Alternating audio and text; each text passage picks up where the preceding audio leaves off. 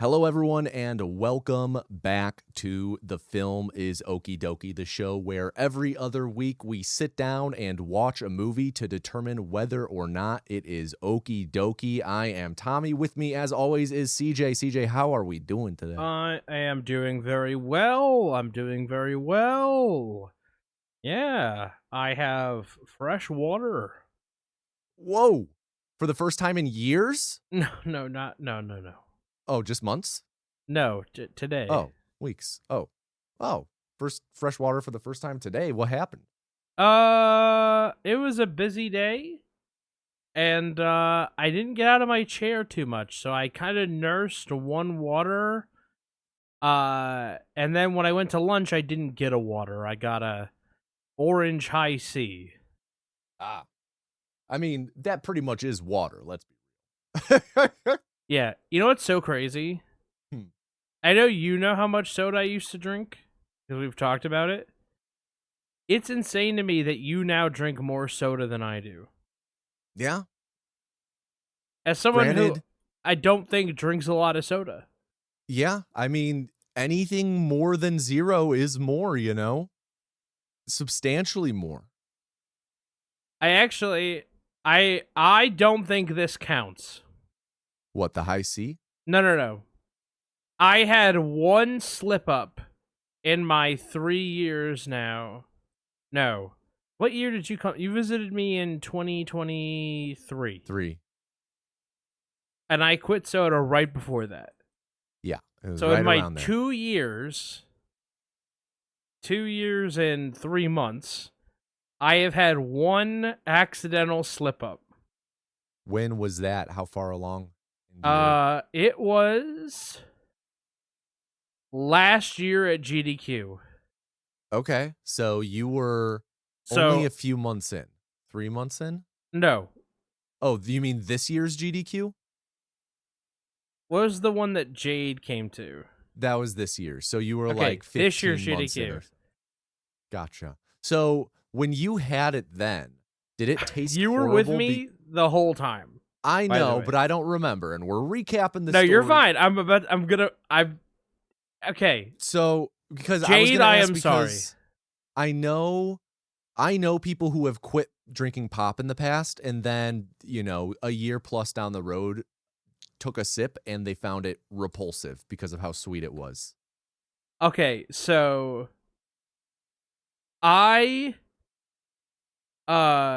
there were bevies involved, you know, alcoholic bevs. Yeah. And this is why I don't think it counts. But you can feel free to be my harshest critic. And it was Jade. I'm sorry, Jade. I haven't told you this story either. So, you know, I apologize. But she was like, hey, do you want some of this? And I was like, what is it? She's like, try it. And I took a swig of it, and I was like, that tasted weird. What was that? And it was like Dr. Pepper and like something else. Absinthe. Whatever you guys had like for mix. And I was like, oh. And then I was like, thought about it for a minute, and then I was like, oh, I had soda. So I was like, oh. Okay. Yeah, that doesn't count. You've been pop free for the better part of, well, over 2 years. Yeah, over 2 years. Yeah. Yeah, it doesn't count. That's awesome. Save for one sip. Yeah, which you didn't even know going into it that it was going to be pop. So you're totally in the clear. I'm not blaming anybody, by the way. No, you're just blaming Gaffy. I am blaming Gaffy. Gaffy was drunk, and he should have been looking out for you. Yeah, shout out to Gaffy, now a resident of Japan. Yeah, man, I am not jealous of all that travel and moving he has to do. Yeah, you moved quite a bit in your time. I have, and that makes me even more averse to moving long distances. So, real quick, so you moved because you went to school in, you didn't go to school in your state. You went to school in a different state. Yeah, I went to school up in Minnesota. Okay, yeah. So you went to school in I didn't know if you wanted to reveal that, but you went to school in Minnesota, and then you briefly lived in Colorado. Yes, I moved to Colorado from Chicago and then back to Chicago, all in the span of about a year. You sure did. Yeah. So what was harder, moving to and from Minnesota, or moving to and from Colorado? It was probably the Colorado move because it takes 2 days to do that drive. It's about like a 13, 14-hour drive I from could Chicago. do it in one. You could, but when you're driving a U-Haul and you want to take a break, especially if you're going to have to unload the U-Haul when you arrive. So I'd say the Colorado move, the Minnesota move, it was for college. It was loading up a car with stuff and moving into a dorm and out of a dorm and into apartments and stuff. So it never felt quite of the same scale. Whereas like Colorado, I was a full grown adult, doing that. I had a dog. I had dogs at a point, like dog for one move, dogs for another one. I had all of my work stuff. I had all of my beds, all of my furniture. I wasn't moving furniture with the Minnesota move, thankfully. So I'd say the Colorado one. Because you were tomato anus when you made the move back to and from Colorado. Right, and I was only tomato anus moving, like, with, how many moves was it? I guess 4 of my moves? No, wait. So, okay, when you say you move into a house, and then you move out of the house, is that moving once or is that moving twice? Because, for example, I was in an apartment in Minnesota. I moved out of that apartment and into another apartment. Granted, there was the summer buffer. I moved out of the apartment at the start of summer, drove back up at the end of summer, moved into a different one, and then moved out again at the end of the year. So is that 2 or 3 moves? Every move has a beginning place and an end destination. So it sounds like some number of moves. I would have to agree. It definitely was some number of moves that I was tomato anus for. Yeah. Glad we locked that in.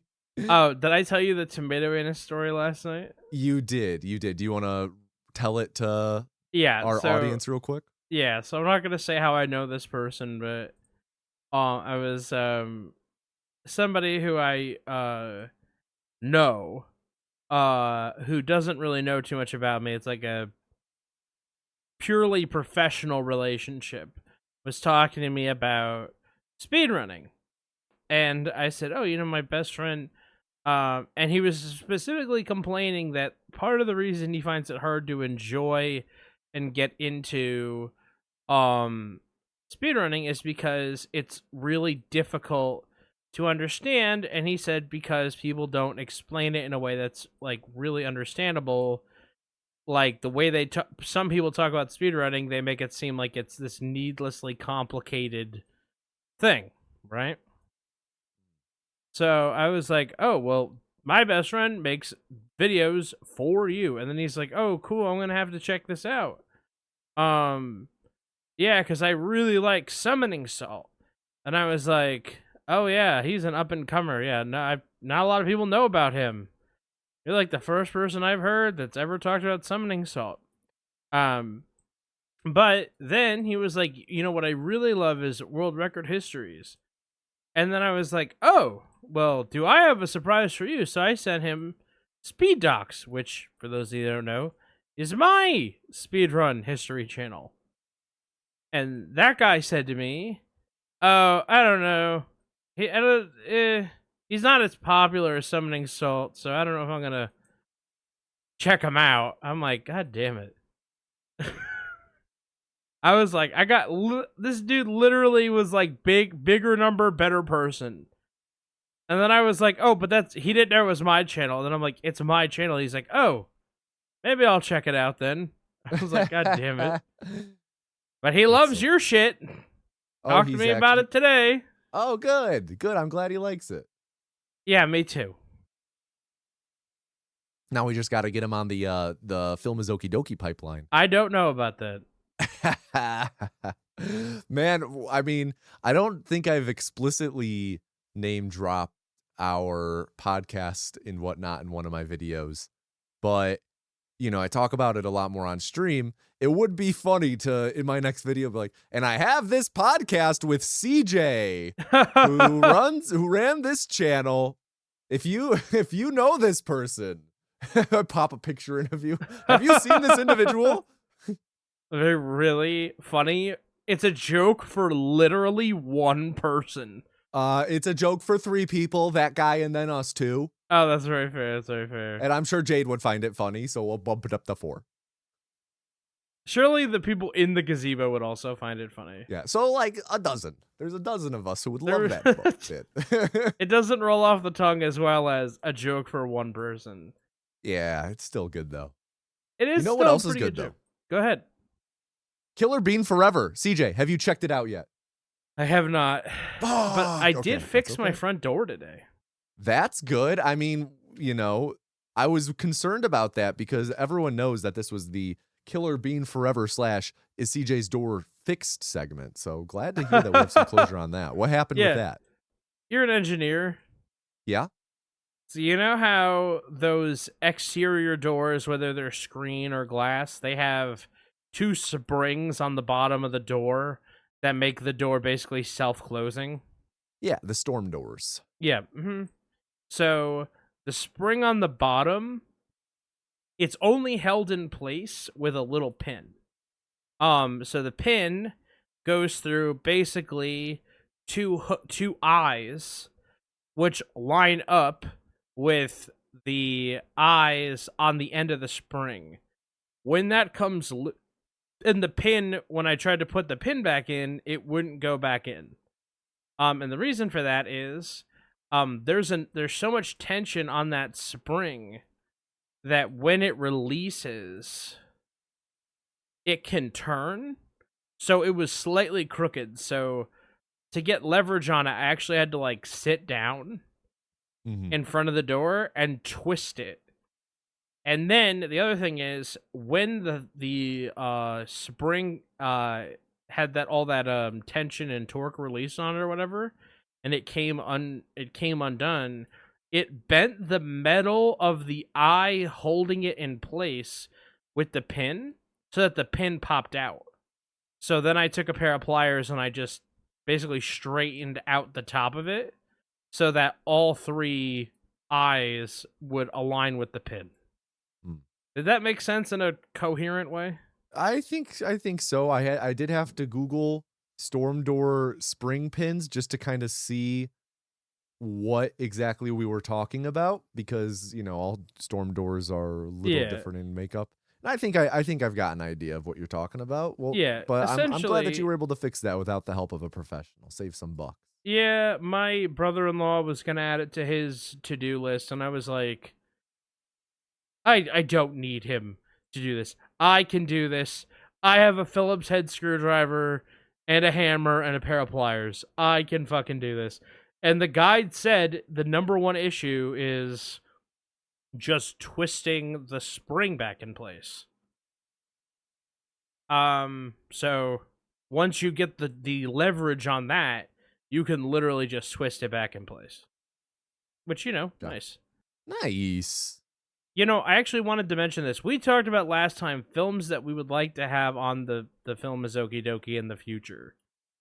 And it's a tough thing to talk about because on the one hand, it's almost like you're spoiling potential episodes, right?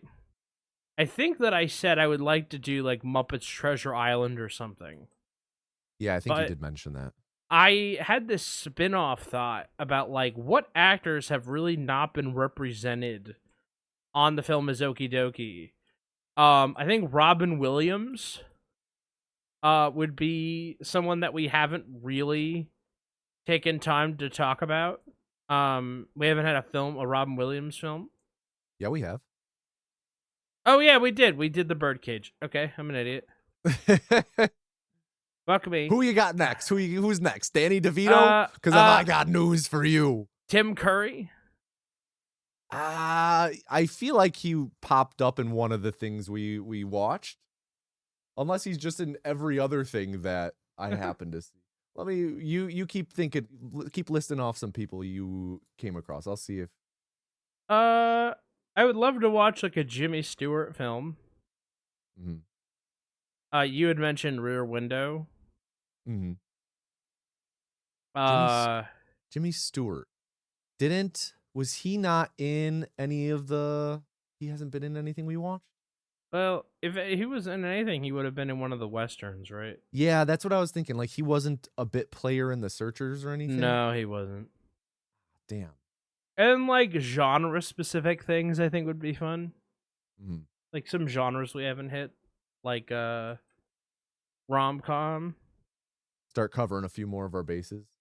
Yeah, I feel like we should be able to have like a playlist at some point in the future that's like, all right, look at this.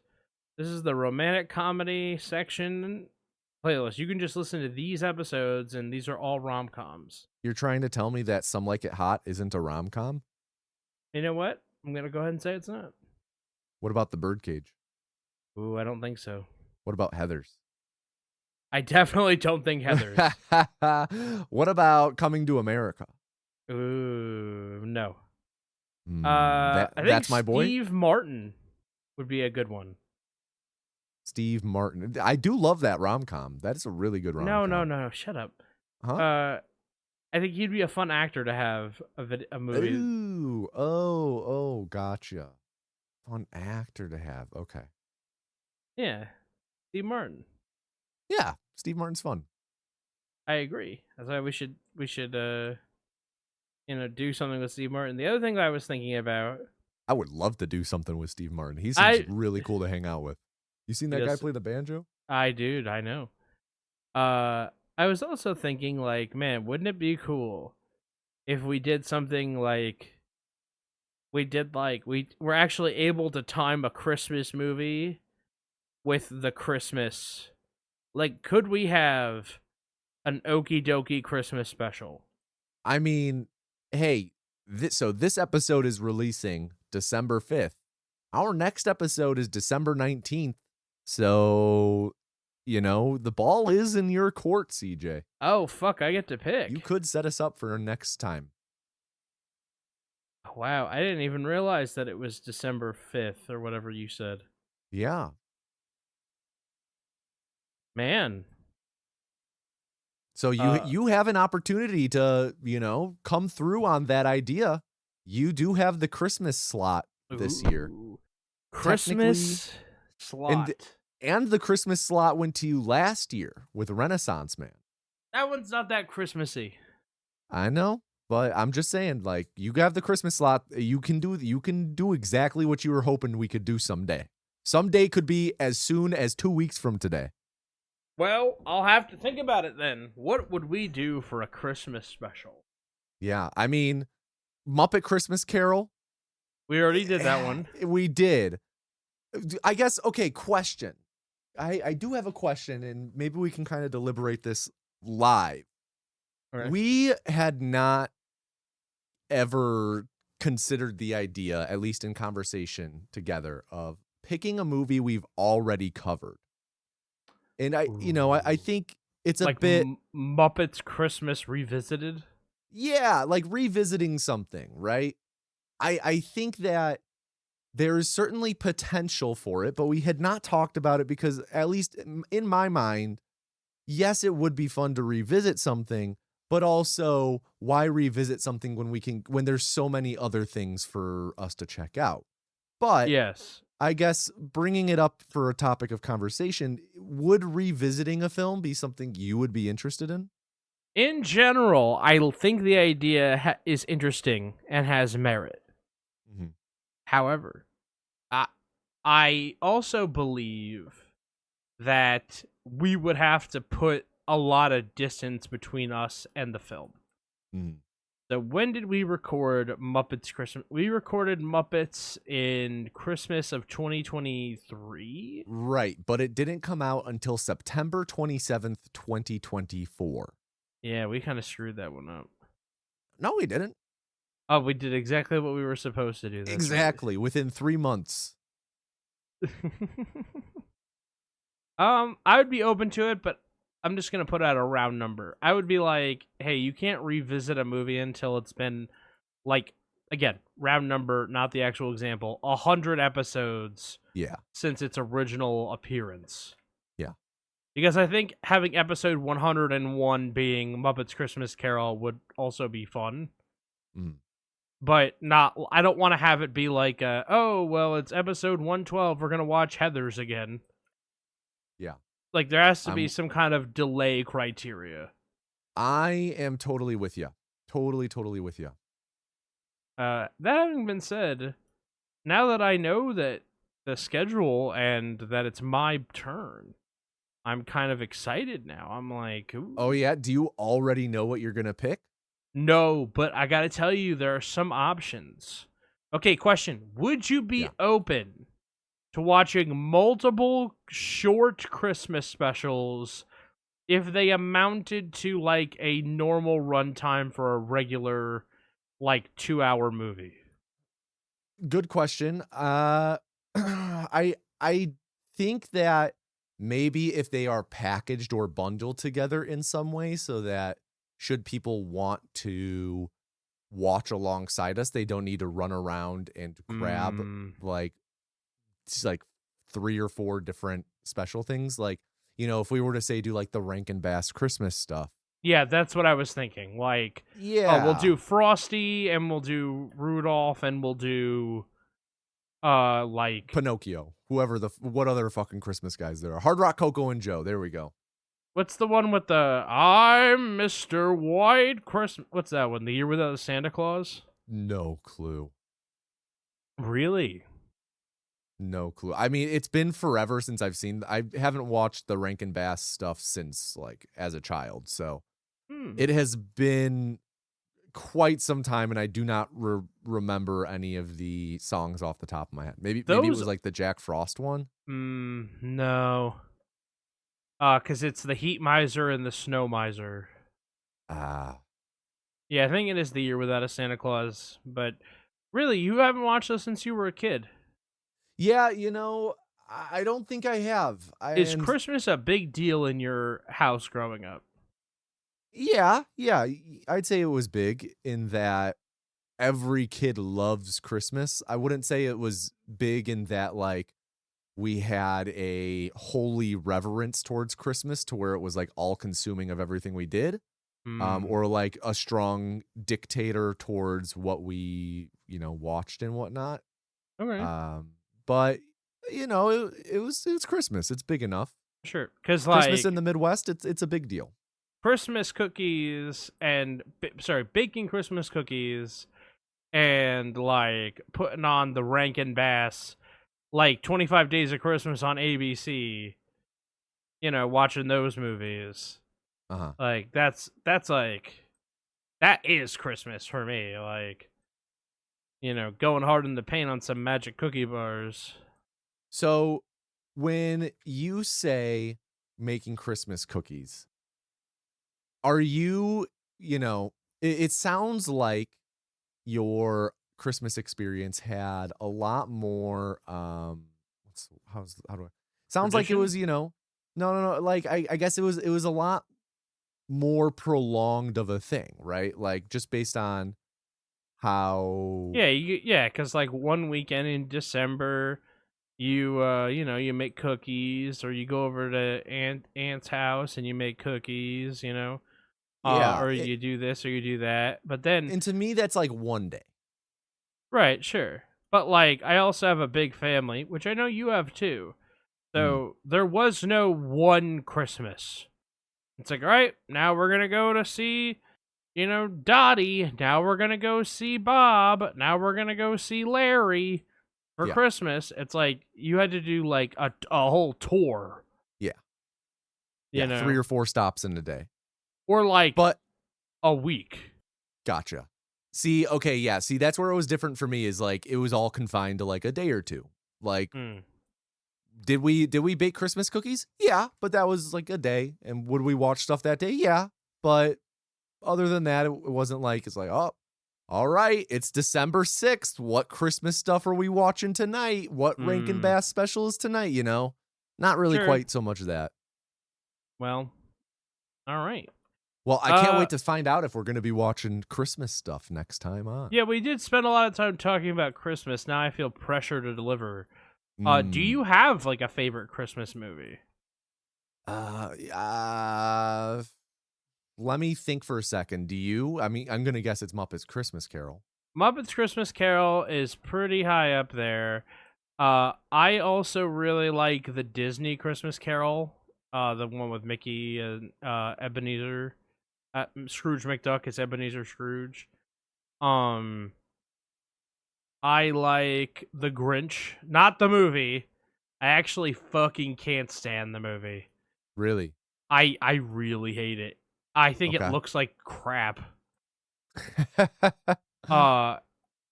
And I feel so bad because I know like he went through hell for that movie, but I'm like, this movie looks like shit. Wow. Yeah. Strong disagree on that. I think it has so much charm in its practicality. I mean, it looks like blurry garbage to me. Also, I didn't find him funny. Also, did you ever see the Mike Myers Cat in the Hat? Of course. God. Saw that in theaters, I'm pretty sure. I think we rented that in a hotel one night. What a horrible thing to spend money on. I think the TV was out, and we all growing up, I don't have this problem anymore, but some people in my family couldn't sleep without the TV on. So we had to rent a movie, and it was either that or Looney Tunes Back in Action. You should have gone with Looney Tunes. I made that argument to them at the time, but my sister really didn't want to do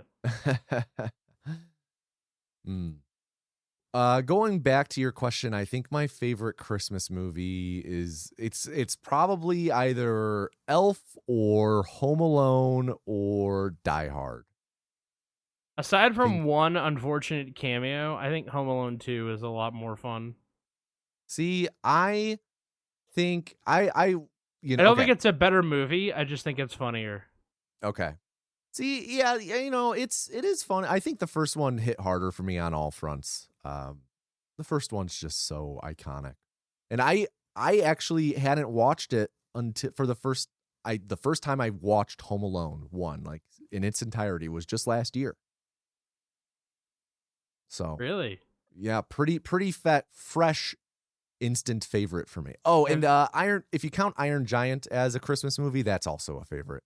Ooh, you stay, I go. Yeah, I love that movie. That's such a good. As a kid, I also didn't like that movie because I thought it looked like crap. That's so messed up. I know. It's such a good movie. The art's great in it. I think that you can't understate how far we've come. If you just had a bad TV, things just didn't look good, man. You're watching a VHS tape on a fucking old tube TV that's all burned out. Yeah, but at that point, everything looks bad. So what really is bad? I know, but I'm saying I never went back and rewatched it. Also, my mom really liked that movie, and I was like a kid that was like, I don't like it if my mom likes it. So I'm sure that I would cry like everybody else if I watched it now. Yeah, that movie makes me sob. But you know, something else that's making me sob is my current standing in our Vulture Movie Fantasy League. Oh, yeah. So let's talk about that. Yeah, so it does feel... Sorry, go ahead. I was just going to say, not a whole lot of movement since last time, since there haven't really been many big releases the past couple weeks. Mm-hmm. It feels like really nobody's... anyone that has a lead, it's not safe. Mm-hmm. Because everybody's basically waiting for Wicked 2 and Zootopia. Yeah, and Avatar. Like, yeah, those are the big three ones. movies are going to be huge. Yeah. And that's not even taking into account, that's just the box office aspect. Like, once we get to award season, it's going to be popping off left and right with people gaining points. But I figured, you know, I think after last episode, we were like, oh, let's make sure we check in next time. Because I don't think if anything, we checked in the pre-show and it's been a bit. So our current standings, still holding a strong but not entirely commanding lead, is, of course, Alex, sitting at 325 points. Again, largely earned that from one battle after another. And his big outstanding one left is Avatar, but he does have some in there that have good chance at nominations. Yep. Second place, Ironhead at 205, so just 120 points behind. That's easily conquerable. Ironhead's big one still waiting for is Avatar as well. Most of Ironhead's other stuff has already come out other than Five Nights at Freddy's. Then we have yours truly, CJ. You're sitting in third. Oh, me? Really? Yeah, you're sitting in third at 80 points. Okay. So, there you go. That's why I didn't know I was in third. 325, 205, 80 points in third. What came out for me? So you have earned points from Roofman and Begonia and the Running Man and probably Anemone as well, though I don't think that earned you many points. And then the Running Man is just coming out this upcoming weekend, so I think you'll start having some more points next week, though. We will see how the Running Man does at the box office. I'm not too optimistic. I did not build those picks for box office. Yeah. Running Man, I heard, got good reviews early. Yeah, so it's, the Rotten Tomatoes scores for critics just released today, so it's going to, of course, take some time for that to kind of figure out. As of right now, it is sitting at 62% critics on Rotten Tomatoes. But, critics and audience, they vary greatly. This could have great word of mouth. It could also make like $2 million and be on streaming in 3 weeks, which would be a shame since it's Edgar Wright. But it also seems unlikely because of how in-depth the marketing for this has been.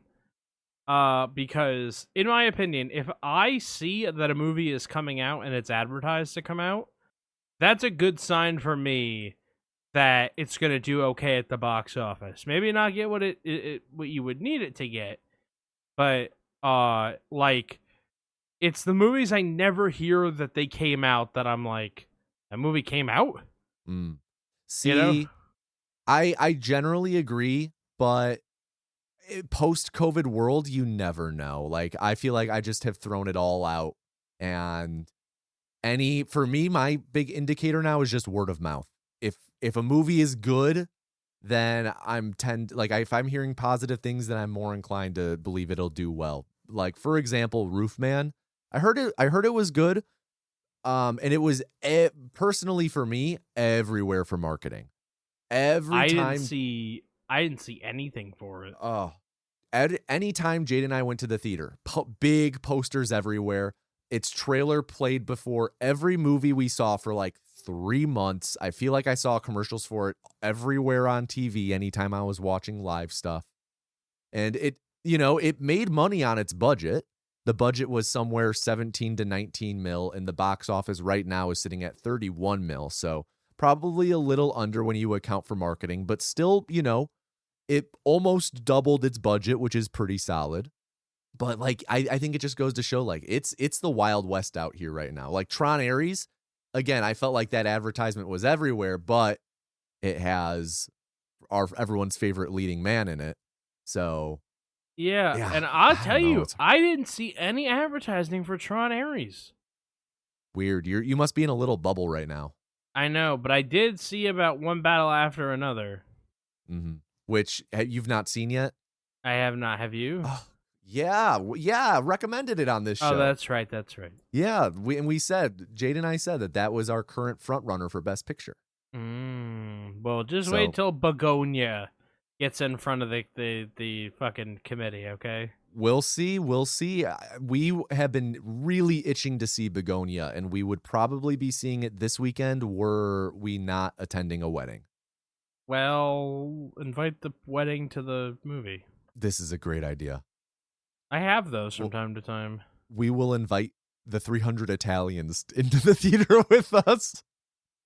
You can do that. You can rent out theaters. Last time I checked, anyway. Yeah, that'd be fun. Speaking of weddings. Well, sorry, I wanted to get through just the rest of this leaderboard because we only stopped at the top 3. Oh, that's true. You can't just dip out once we say your name, CJ. Come on. I There are other completely people forgot that involved. we were doing that. Go ahead. 4th place, not far behind CJ, is Jade with 67 points, so just 13 behind you, CJ. Jade is waiting on Wicked for Good to come out, so we will see.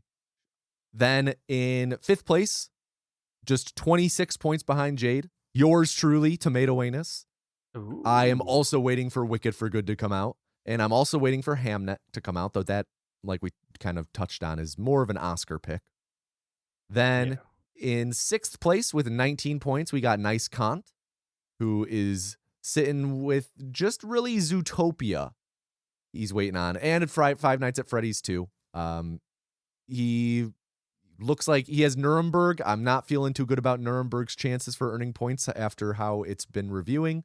How's it been reviewing? It not doing too great. You know, it was one of those movies that I feel like has to really wow to gain much traction, and it's not really wowing. After Nice Kant, we have DXM with 15 points. DXM went pretty much all in on the nomination strategy, though is waiting on Zootopia 2. Seems like Zootopia 2 is like the biggest pick in our group.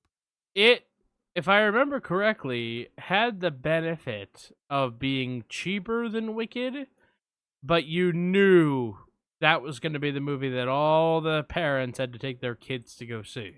Mm-hmm. Yeah. And then rounding up the pack and last is Katse, who no points earned yet, but sitting on Wicked and Zootopia. So we will see. She has the chance to really make a comeback. Yeah. I think she, let me double check, might be the only one with both Wicked and Zootopia, which could be big, could be really big. Yes, she is the only one with both. I went for an Academy strategy. Mm-hmm. So, you know. Well, you know, someone who deserves an award from the Academy? Megamind. No, the rattlesnake from True Grit that bit Haley Steinfeld out of pure malice. Come on, that was the performance of the year in 2010. That's true. We did, folks, I just want to say this is mea culpa.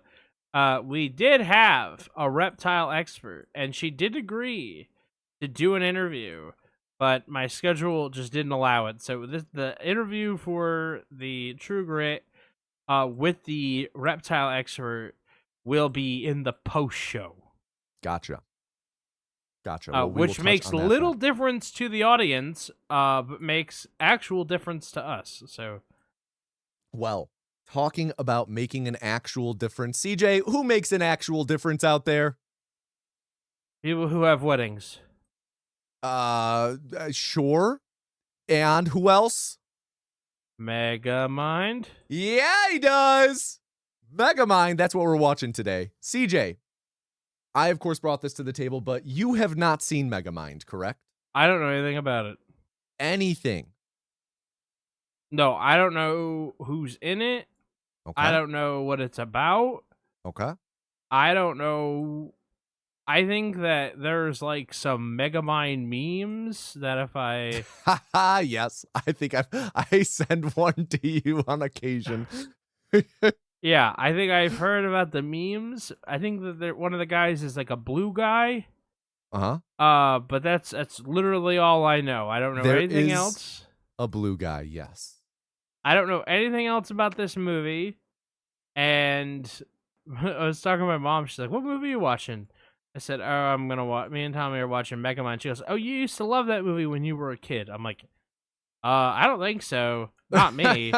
I've never seen it before. She goes, "Oh, that must have been your brother when he was a kid." I was like, "It came out in 2010. My brother was born in 1976, so he would have been." He loved that as a kid. He came was up with it on his own. 36 when the movie came out. Like, well, I don't know. She's like, "It's the guy's got a big head, right?" I'm like, "Yeah." She goes, "He's blue, right?" I'm like, "I think so. Yeah, he's blue." Yeah, someone loved that movie. I don't know who I'm thinking of. So, I don't know that's who fun. loved the movie, but somebody loved the movie. That's great. Well, hopefully you love it. Yeah. Do you want to give a prediction on if I'll like it or not? Yeah, I'll speak to briefly to my experience with it as well. Yeah, in of that course. prediction, but I'll let you know when it's safe to come on back. All right, I'm taking it off now. Awesome. Well, now that I have you alone, audience, first off, subscribe to youtube.com/tomatoanus.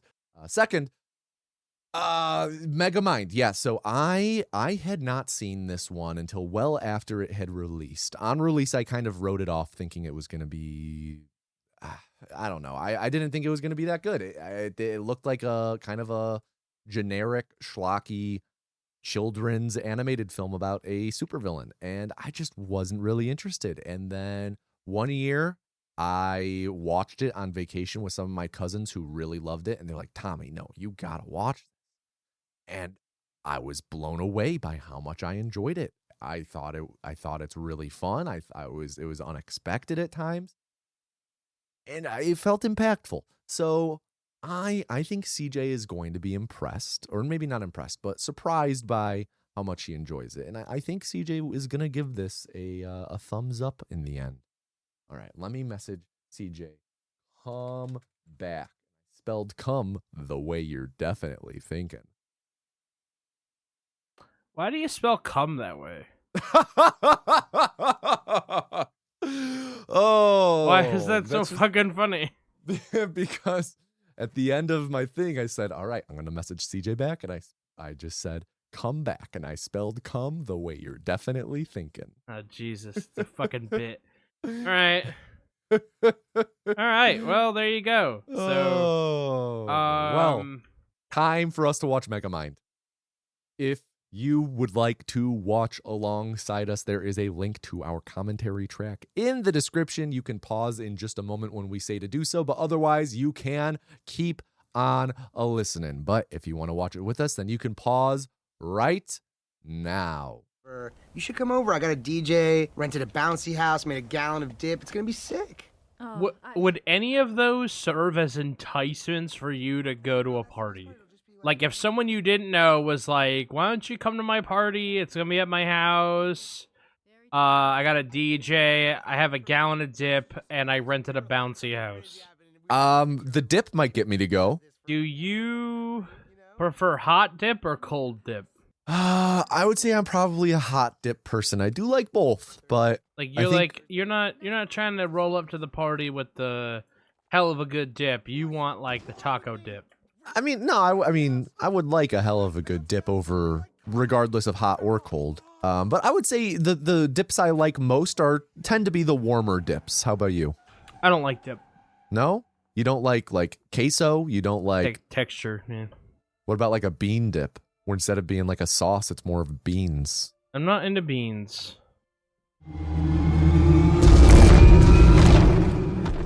I thought that was going to fly much more like a dart, rather than just falling at the base, if I'm being honest. I'm not a physician, but, you know. If you were, you would tell me that I should probably eat less cholesterol. Oh, what did I mean? Physicist? Yeah. Hello, everybody. It's me tagging back in because Tommy has a bit of a cold. Wow. And I didn't even know you were going to be taking the intro from me. I'm devastated. Not only am I sick, now I'm sad. You kind of sound like you're talking through a potato.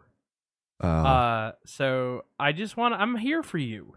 So is this you apologizing on my behalf to the audience? No, I'm not. Why would I apologize? You've done nothing wrong. I don't know. Oh. But I am looking out for you and being a friend. Thank you. Thank you for being a friend. Shout out to my pajamas. Golden Girls forever. CJ, how have you been? I'm all right. I'm doing all right. We're both a little sick, actually, but mine is one of those morning colds. You ever have those? Yeah. Where you're only really sick in the morning? Yeah. And then, kind of just wears off through the day. Yeah, and then you, lay down again, and then you're just like, oh, here I am again. Hits ya. Yeah, it just hits you. So we have some old business, we have some new business. Yes. But before we get to any of that, I had an idea. I want to throw it out there, but I don't think we're gonna get to it this year. Okay, I'm putting it out listening. there. I'm putting it out there. There's no, I don't think that either of us have the time before the thing to do it. But so I'm proposing it as an idea live on the air. Okay. One, for you to see if you're interested, but then, let's see if the people are interested. So if you're interested in this idea, please go to the Discord and without any context, type "I'm interested" or "I'm not interested" after hearing the idea. Okay. So we were talking about the Christmas episode is coming up.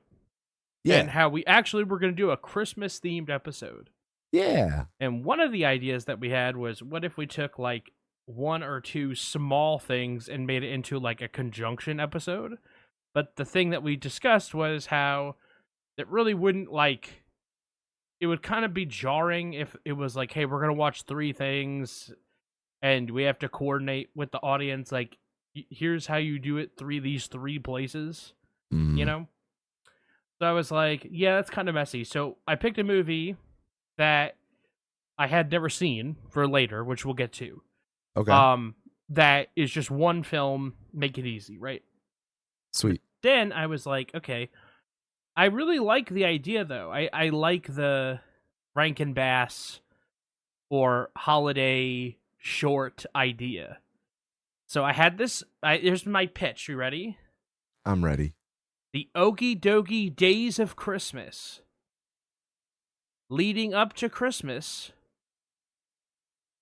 we have little mini-sodes that are just the short little specials.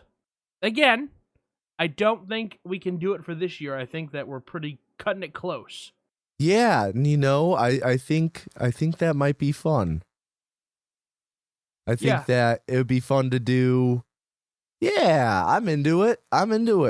You had a especially long with how pause. short some of them are. I was very concerned. You had I was such just a fully long processing. pause that I was like, oh my God, he hates it. He thinks I'm just giving him more work to do. Like, I'm like, how do I get myself out of this awkward situation?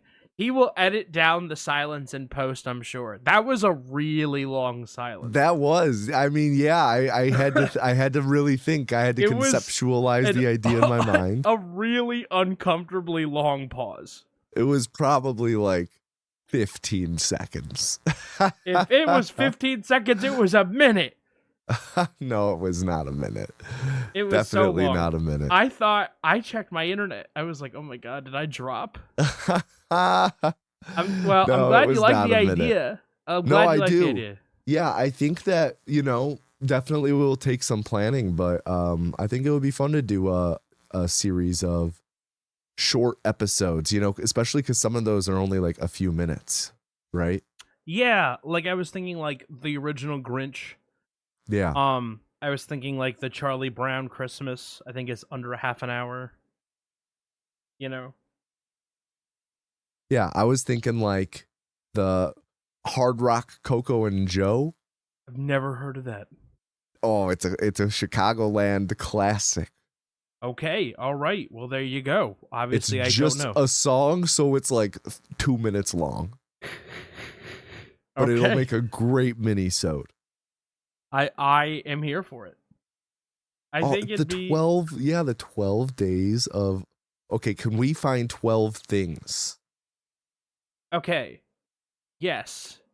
Is this something that we're talking about for this year or next year? I think it would have to be next year. I think 12 is very ambitious. My original idea was only 5. Yeah, maybe we don't can blow plan our for load next all year. at once. Yeah. We'll plan it out. I like this though. Yeah, I think next year, the 2026 12 days of Okie Dokie Christmas. Some experimentation. Maybe some Christmas themed commercials. It'll be our Toyota-thon.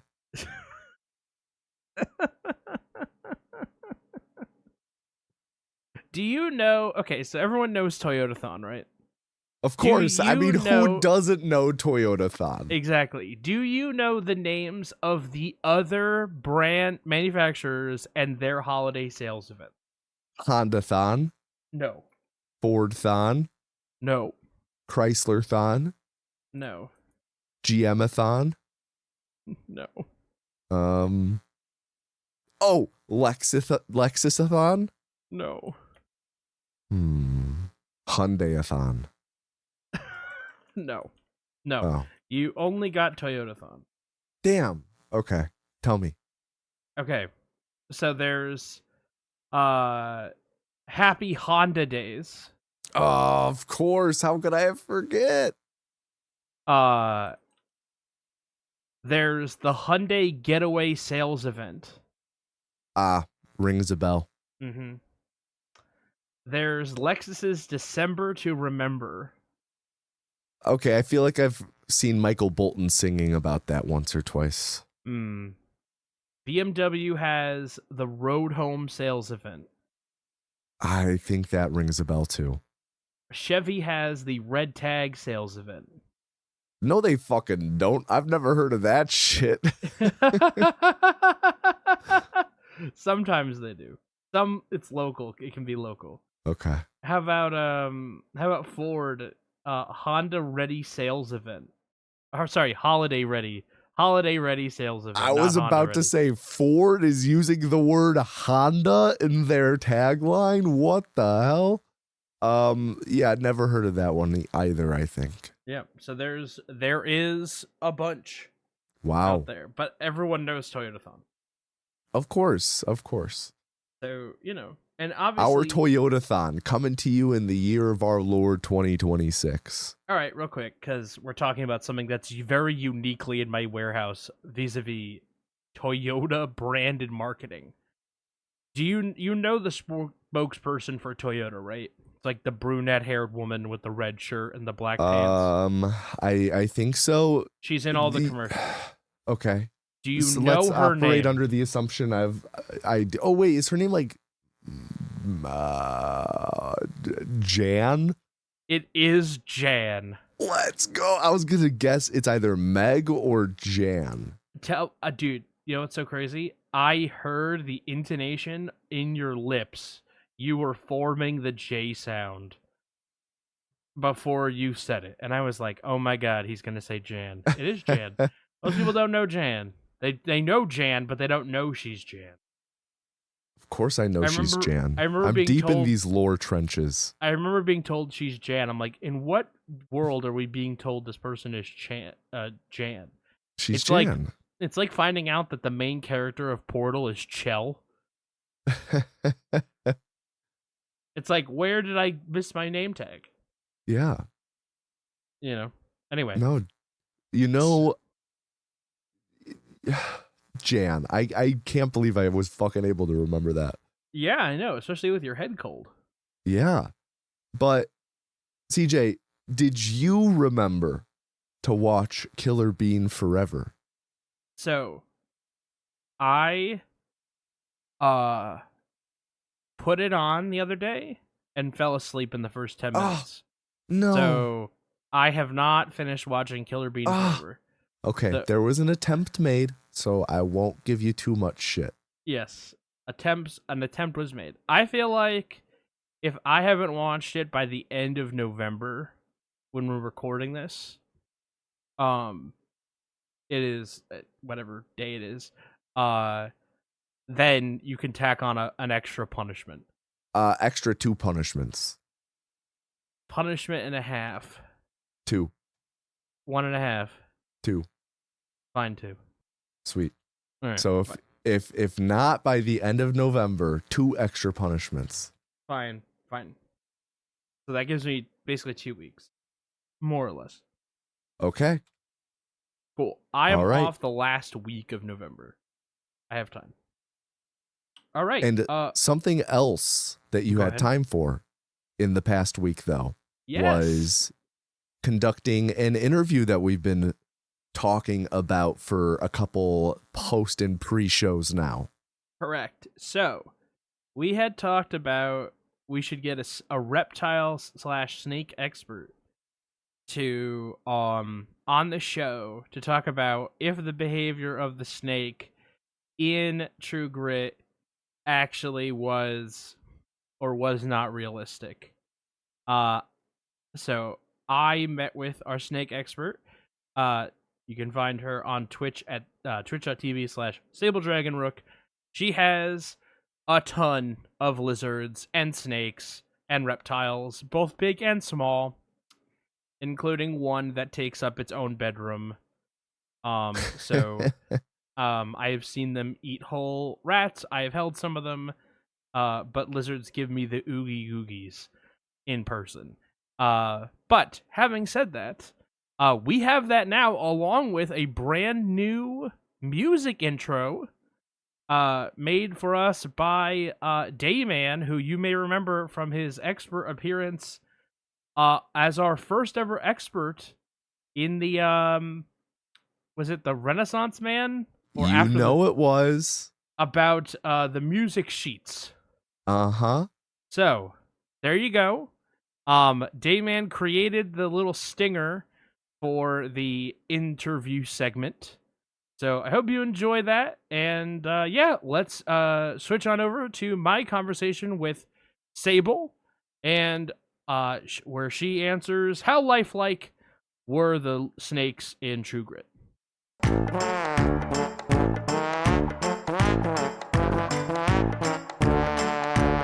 Hello, everyone, and this is a brief segment. I am here with our resident reptile, snake, and otherwise cold-blooded expert, Sable. How are you doing, Sable? I'm doing pretty all right. How are you? I'm doing very well. If you wouldn't mind, could you give the people a little bit of why you are a reptile expert? Boy, I don't know. I have. You're gonna be upset at me because I don't actually know how many reptiles I have, and I feel like I should know that. It's either 11 or 13. Okay.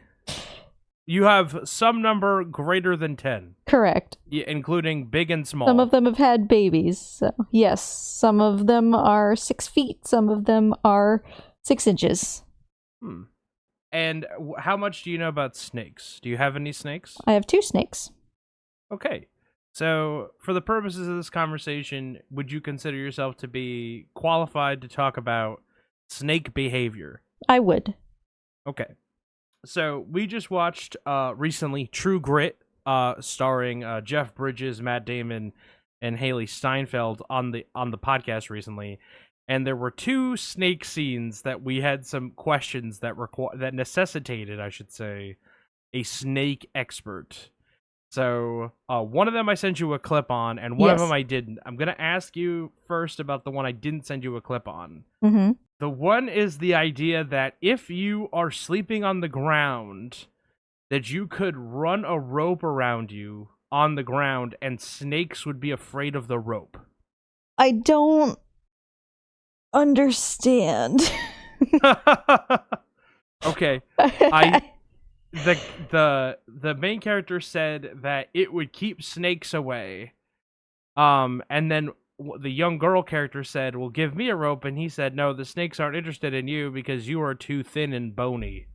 Okay, well that adds a whole new layer of what to the scene. Okay.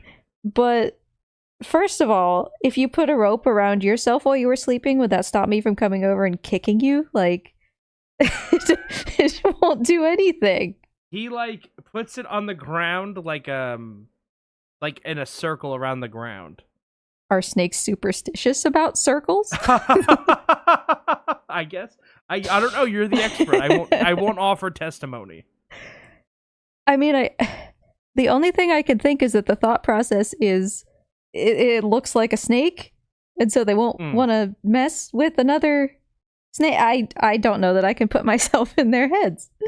No, it wouldn't work. So you have a snake. If you were to put your snake in a situation where it had to crawl over a rope, you feel very confident your snake would crawl over a rope. I'm not sure either of them would even notice the rope.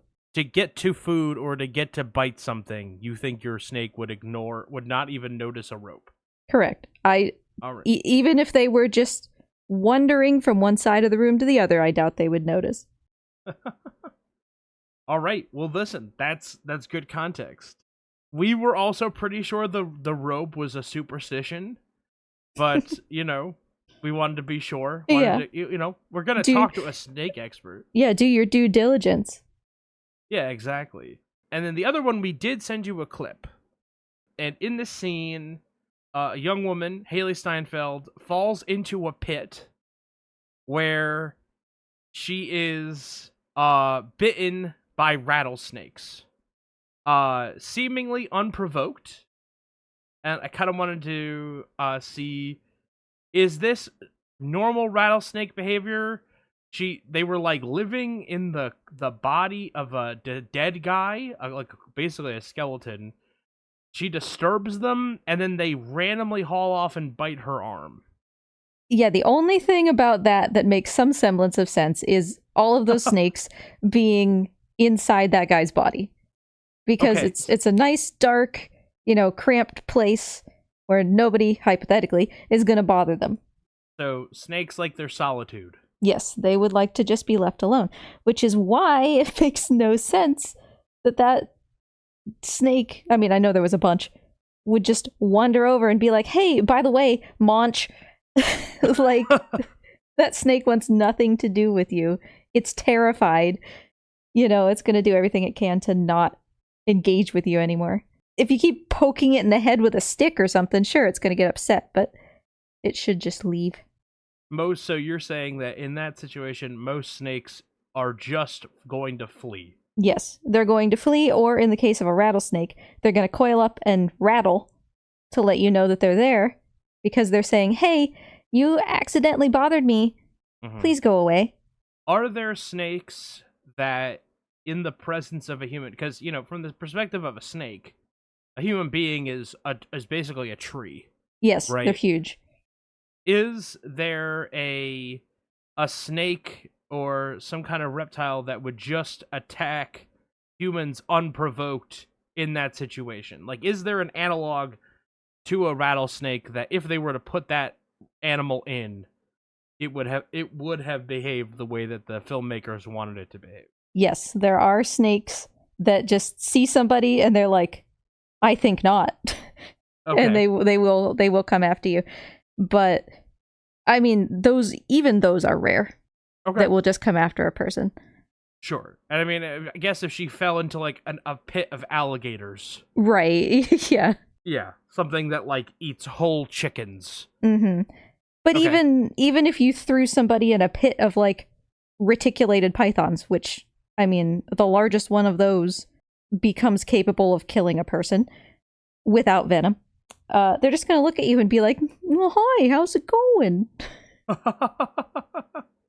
So, and then the conclusion of that scene, I guess it's not in the scene, but at the end of the movie, because she was bit in the arm, Jeff Bridges shoots the snakes, which seems like it'd be difficult, although I think I would consult the firearm expert. He was like 5 out of 5 for shooting them. Or that was something. Pretty good. It was for ridiculous. A guy with one eye. He then sucked the venom out. Which is a horrible idea. Yeah, because then it would be in your mouth, right? Uh-huh. Yes, it would be in your mouth. Is that a real thing? No, it's absolutely not. Because even if... Well, okay, number one, it's in your mouth. Number two, even if you watch somebody get bit and then you, like, the snake left and you put your mouth on their bite within, like, 2 seconds, your heart has already beaten that venom halfway through your body. Like, it's not gonna do anything to try to suck it out. No, that doesn't work. Okay. And then she ended up losing her arm. That checks out. In the movie. That checks out. Yeah. If they had just cut off her hand, like in the middle of this mountain, do you think she could have kept the arm? Well, is it like zombie rules? Let's look it up. Let's just assume it's an eastern diamondback rattlesnake. It seems like a good one. Yeah, okay, so venom can do different things, right? This says that it's hemotoxic, which means it destroys red blood cells. it damages your tissue. So yeah, if they cut her arm off, yeah, it probably all would have been fine because it would have started like localized damage. But some snakes, right, their venom like coagulates your blood or something. And it makes it like chunky. Right. So chopping the arm off isn't going to do anything if blood in your entire body is too chunky to keep flowing. Okay. But in this case, it seems like, yeah, probably chop the arm off. So let's say that we're not in the Old West. What do you do if you do get bit by a snake? Like today? Yeah, like I go out and I get bit by a snake in my garden. Do you get bit by a venomous snake? Let's assume for the sake of this argument that I just got off the phone with you and I know that it's a venomous snake. Then you call the hospital and you say, "Oh God, I got bitten by a venomous snake. This is what it looked like." And you rush to the hospital as fast as humanly possible and hope that, given that snake was in your location, they have anti-venom. But sometimes that snake is rare or there is no anti-venom, and then you just kind of sit there and be sad about it. You reflect on your long and fruitful life. Yep, that's it. All right. Did you have any other thoughts on the snakes that you wanted to share? At the end of the scene, that snake is biting her in her hand, I think, in the most relaxed way I have ever seen possibly even a plastic snake behave. He was just chilling. Because when a snake envenomates somebody or something, right? It tries to do it very quickly. Because all that venom takes a ton of effort to produce, and they don't have very much of it usually. So it doesn't want to sit there like chewing on you and using like every drop of venom in its body. It's just going to hit you and then dip. So like you said, it's not trying to munch. No, it's trying to like quick hit. Yeah, no, the only animal I can think of that does want to munch is like a Gila monster, which is a lizard, because they have venom glands in the back of their mouth attached kind of to their teeth. So yeah, they do want to chew on you because chewing keeps releasing the venom. Oh, gross. Only one guy has ever died from a Gila monster, and it was like 2 years ago. Really? Because it's so hard for them to like hold on to you for long enough to chew in any impactful way. But a snake is going to want to bite and then either run away from you, or if you're its food, bite and let the venom work and then go get you. So like they're more of a like right ding dong ditch approach. Yes, absolutely. Yeah. So I don't know what that snake in the movie was on about. He was a lazy boy.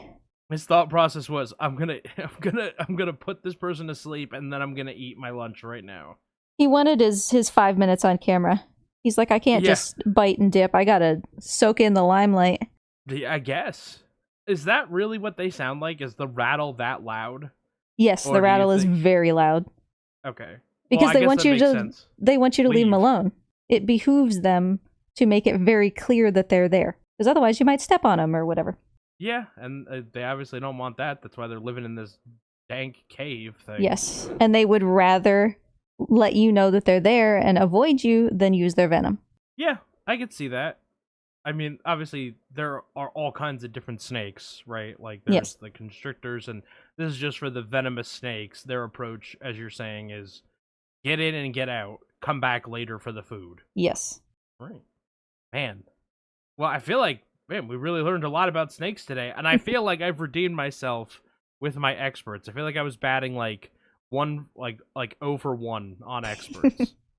Dayman was my other expert, and he came in, said 2 words, and left. So I feel like you've redeemed me a little bit. So thank you. You're very welcome. Happy to help. This has been Sable Dragonrook. You can catch her on twitch.tv/SableDragonrook, playing all kinds of chill games. And she also does a bunch of really fun marathon runs, a bunch of which she's done for Speed Docs. And yeah, you have anything else you want to plug for yourself before we get you out of here? I mean, I don't think so. All right. Well, thank you so much again for your time, and this has been the expert segment.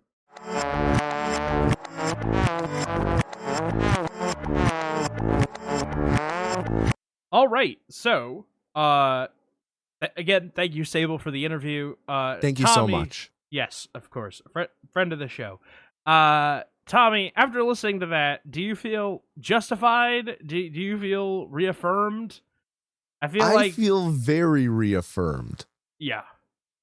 Because in that moment, I think right away, I called it out and we were like, yeah, something's up. I was like, there's no way this snake would just bite her for no fucking reason. Just for existing. It was out of pure malice. It was just the hatred of its black little heart. Yeah.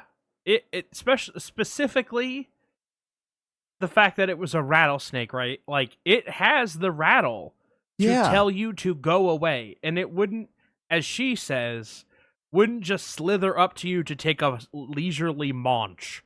Yeah, and she reiterated, like, those rattles are loud, too. Yeah. So, I feel so vindicated right now. Yeah, no. Fuck you, Coen Brothers. Fuck you, Coen Brothers, for your rattlesnake, whatever. Apparently, there are snakes that will just do that to you, though. Will just come up and like, screw you, bite you. As far as I'm concerned, the film is okie dokie 1, Coen Brothers 0. Wow, I'll have to let them know. Is that the first Coen Brother movie that we've had? No, second. No. Lebowski. Yes. If there was a set of films, if we were ever going to watch like all the films by a director, I feel like the Coen Brothers would be the first ones to get that honor on this show. Yeah, I would have to agree. And it's, if I were watching them independently, like on my own, I don't think that they would be the first people I would choose, but they just feel so foundational, not just to the show, but to our friendship with how many times we've watched a Coen Brothers movie together. Yeah, I think that there's also always something to talk about. Obviously, there's always the Deke. Of course, the Deke, our guy. There is something I wanted to put out there, that since we're coming up on the end of the year, I'm doing my math. There won't be? Will there be another episode after the Christmas episode? So the Christmas episode is December 19th.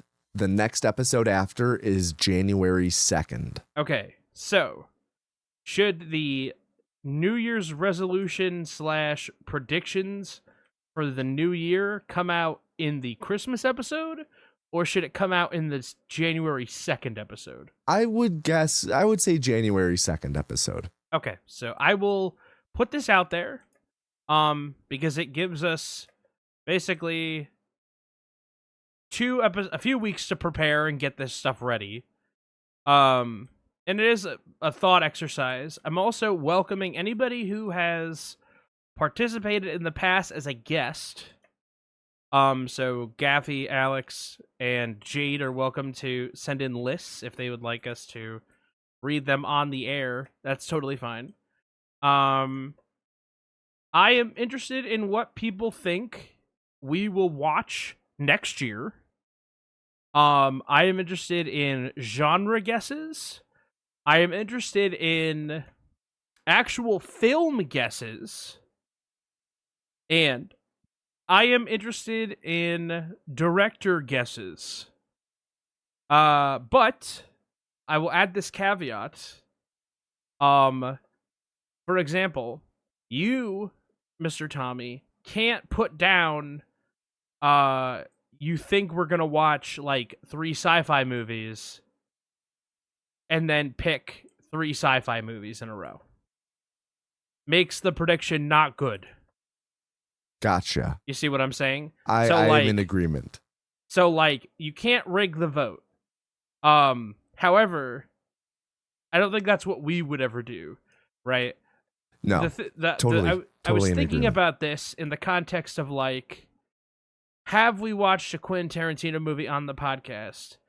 And I said, I don't think we have. And then I was sitting there, and I was like, what movie would we watch as the first Tarantino movie? Right? And then, because there's a logistical component to this, folks. Like, we record this during the week. we're not going to watch The Hateful Eight. I think The Hateful Eight would be a very interesting one to talk about. It has one of my favorite actors in it, in Walton Goggins, one of my absolutely beloved actors in it. He's also in Django, but he's not really in Django. He has a very bit part in that movie that he really, like, just runs with, which is cool. But, like, we probably wouldn't watch The Hateful Eight.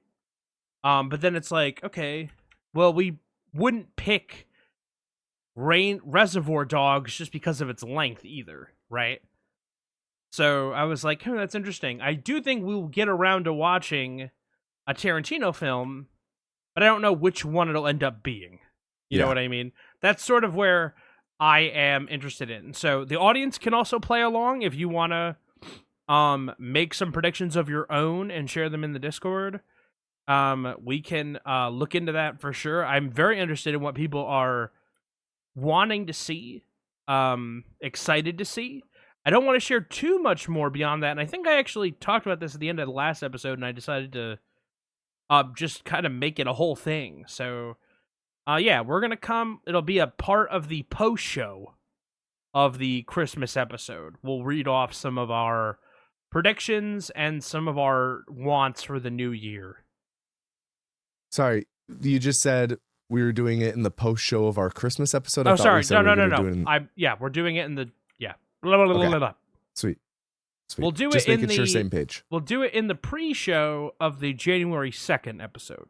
Yeah, that'll be fun. That'll be, maybe that could be a yearly thing where, and then at the end of next year, we can see how everyone did in their predictions. And then we can maybe determine like a winner for the year. Sure. I'd love something like that. Yeah, that'd be a fun recurring thing. I think if we're gonna have a winner, we should definitely open up to everybody. Yeah. But no, for sure. Definitely interested. There really isn't a limit to what you can guess or predict. You can also feel free to make it a wish list, Like, this is an example. I don't think you and I have actually thought or put much thought into having an anime movie be an entry, right? Right. But like we've talked about like subtitled films, and we've talked a little bit like, would that be doable? Yeah, I think, so like there are aspects to this where it's like, put it on your predictions and maybe you might will it into existence. You know what I mean? Mm-hmm. Like, just because we haven't thought about it, your prediction might be the thing that makes us consider doing it. Mm-hmm. So, I think every idea is valid. I think all the ideas are on the table. I'm really interested in what people want to see and what people think we might do. And I'm also very curious what genre people think will kind of do more than the others. If that is a prevailing thought. I'm sure we will have fleshed out by the time that you listen to this, the beginning of the Christmas episode. We'll have a form fleshed out, we'll have rules, and all the information will be in the Discord. Yeah, and just floating another idea of things to guess. Year that the oldest movie we watch came out in, and year of the newest movie we watch came out in. Oh, I'd like that. Or maybe average year of all of the movies we watch. Ooh, I like the average. We could do all three. Yeah. And I love doing this show with you. I love it. I look forward to this every week. Me too. That we do it. Genuinely love it. I have suffered from podcasting fatigue in the past because I've done so many podcasts for so many years. I don't have that with this project. I really love working on it with you, and I love the people around the show too, which is refreshing, Mm-hmm. Have a little group of people that are dedicated to the show. So thank you so much, everybody. I like doing little things like this. So yeah, it's been a blast. It's fun having all of these engaging ways to talk with everyone about this show and surrounding this show. So thank you, everyone. Yeah, pat yourself on the back. Yeah. So with that all being said, how about we get to talking about frickin' Megamind? Okay, So this movie, man, I thought this was gonna be like DreamWorks slop, and it Okay. wasn't. No. I was so wrong. Now, when you say DreamWorks slop, what comes to mind? Like monsters. I don't even know if these are DreamWorks films. Like Monsters versus Aliens. Okay, hold on. I'm pulling up a list to check which of these are. Yes, Monsters versus Aliens is DreamWorks. Mars Needs Moms movie. That is not DreamWorks. Okay, all right. What was that movie? Well, I saw Shrek 4 and was like, bruh, Shrek Forever After, and I was like, Shrek ain't got it no more. No, though Shrek Forever After was an improvement over the third. Is that the one that had Arnie in it? I don't remember. Shrek Forever After is the one where they're like, do the roar. Yeah, where he goes back in time. And Yeah. Rumpelstiltskin. Yeah. Yeah, So, yeah, listen, that one was all right. The original Shrek But, is the best. of course. The second Shrek is really good, and people give it slightly too much credit. But I disagree. It is an all-time great sequel. I think Shrek 1 and 2 are equals. Doesn't everyone's free to have an opinion? Wow. This is yours. Wow. But, DreamWorks, they do have, like, they did Kung Fu Panda, right? That's them, and that's Kung Fu around Panda, this time. really good. How to Train Your Dragon. See, is I around thought this that was time. slop. I never saw it. Oh, I think people are going to come after you for that opinion. How to Train Your Dragon is beloved. I didn't know that. I didn't know that. Okay, so let me actually pull up a list of DreamWorks films. So I originally thought Megamind was slop. Yeah. So Okay. there is slop in here because you also get a bunch of sequels. You have the first Puss in Boots, which it's whatever. It's not bad, but it's not great. Rise of the Guardians is in there, which is actually a pretty good holiday film. Is that the one with the owls? No, that's Legends of the Gaul. Guardians. We were actually just talking about that today in the Discord server. That's the Zack Snyder movie.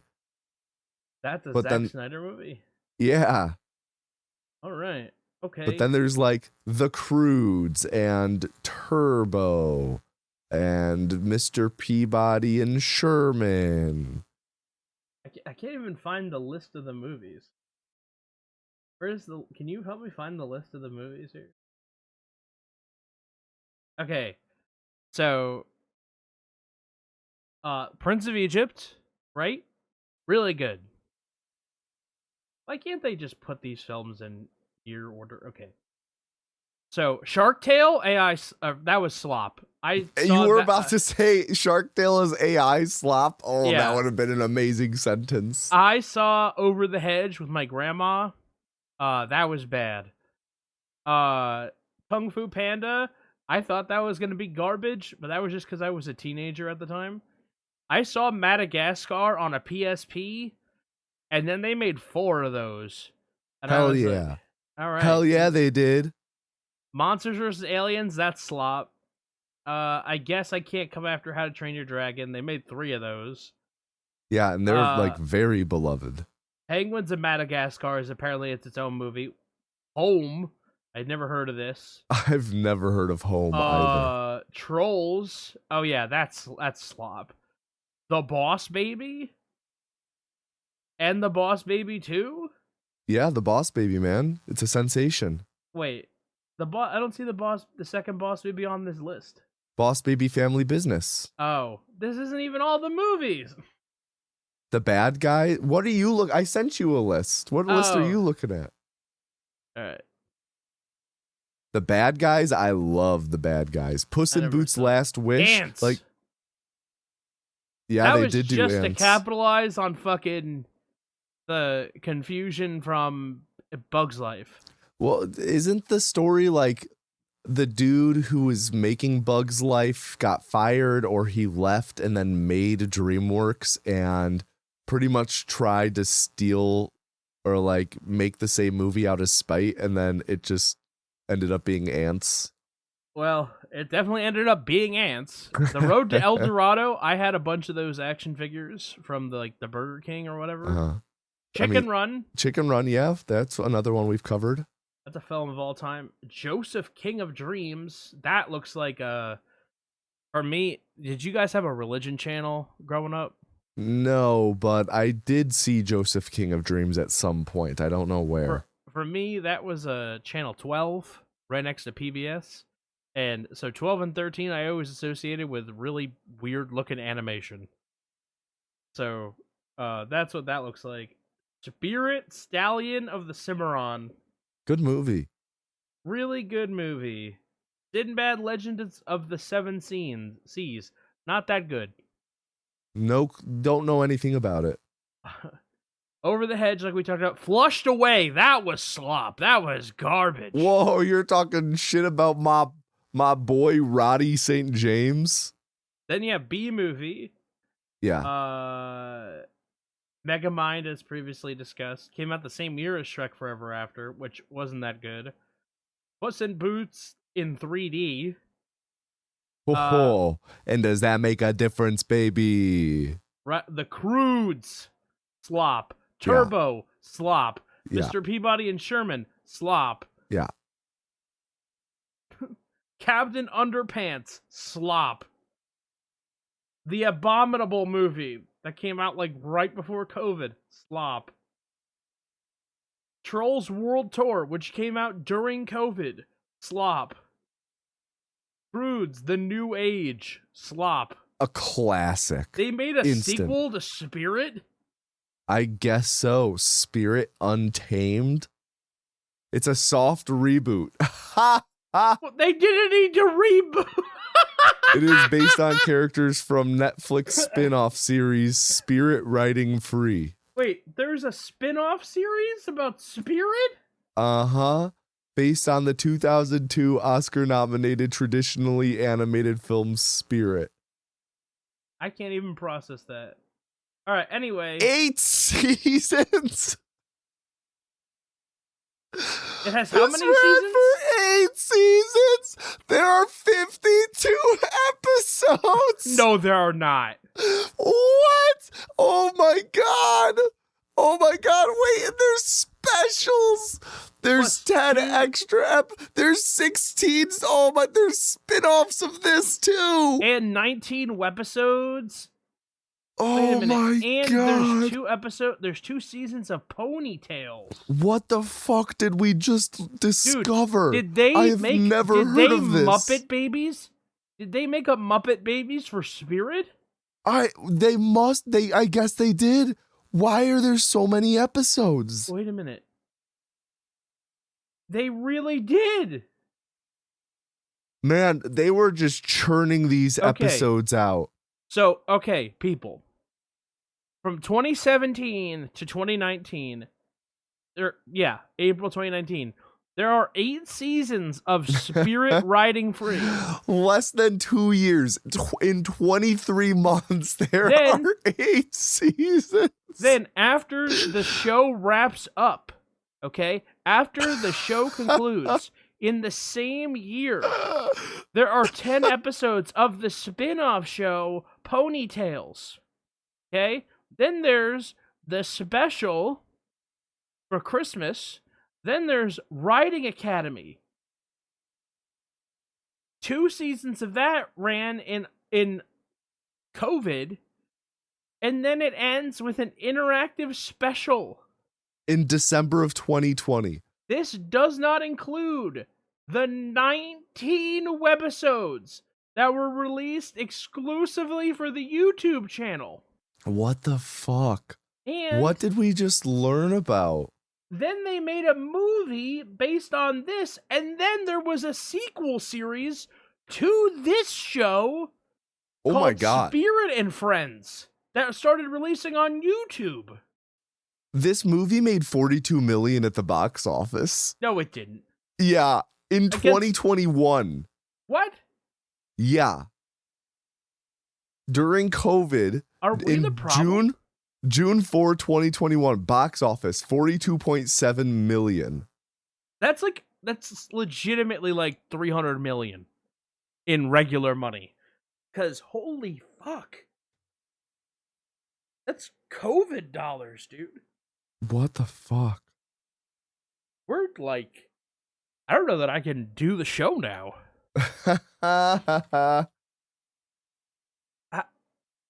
They made 3 spin-off shows, a bunch of win-off. I don't even know, man. Dude, what the fuck is NA? DreamWorks. There you go. It's slop, man. I keep wanting to say AI slop. It is AI slop. I said it. That's man, so funny. I just don't even. I cannot believe this, man. I'm just in shell shock. Me too. Oh my god. I'm befuddled. Genuinely befuddled. I'm baffled. How do we move on from here? Well, we can go back to talking about what movie did we watch? Megamind. Okay, so Yes. I thought that's what this movie was going to be about. I think that was an all-time detour, by the way. The Spirit detour. My fucking lord. If we had one of those like super fans that like drew animated shorts for us, that would be the animated short that got made first. Okay.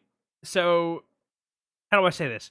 This movie had so much under the hood that I actually was genuinely entertained. A lot of kids' movies get the adult impact by making you fucking cry, right? Or by telling jokes that kids don't understand. And I think this movie did a pretty decent job of not doing that. Like, at no point did I really, like, cry about what's happening to Megamind. Like, I guess his plight is... I mean, at the end of the day, he's a criminal, right? Like, I don't know. He misunderstood, perhaps, but, like, he presumably, like, injured people, stole shit, made people's lives worse. Like, you know, how much sympathy can you have? Okay, well, it was the only thing I was ever allowed to be. All right, well.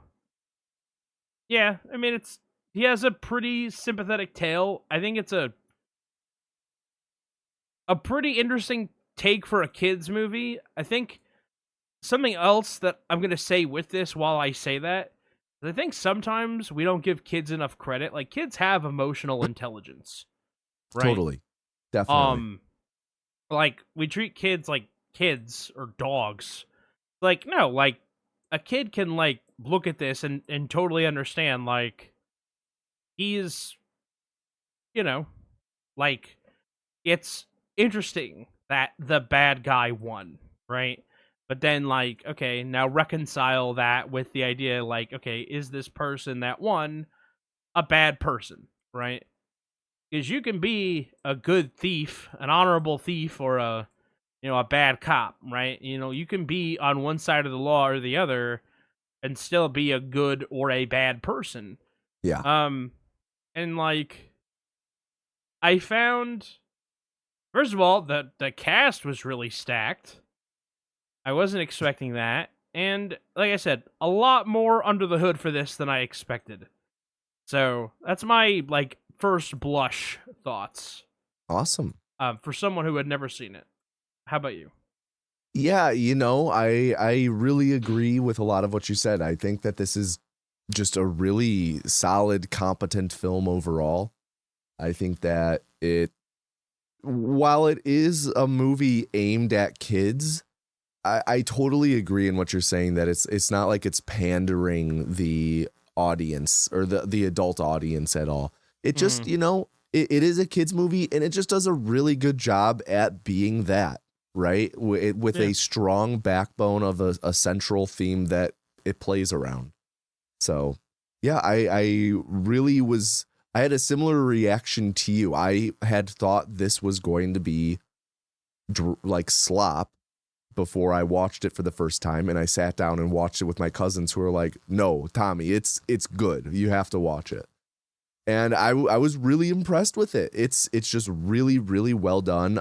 It's funny. It's got a good story. Agree, it doesn't really make me emotional at any point. It gets predictable at times, but it stays interesting. It's paced well, and yeah, it's a good one. Listen, it knows what it is, right? Yes, 100%. It knows itself. So it never tries, I feel like, to pull that extra punch that it can't pull off. No. Instead, that effort goes into capitalizing on what it is. Yeah. And I said that one of the ways that kids' movies often appeal to the adult audience is they make it fucking sad in a way that kids can't appreciate. I always come back to Toy Story with these examples when I'm explaining this to people. So for me, there's always the scene in the first one where Buzz is in Sid's house and he wants to prove to himself that he really can fly.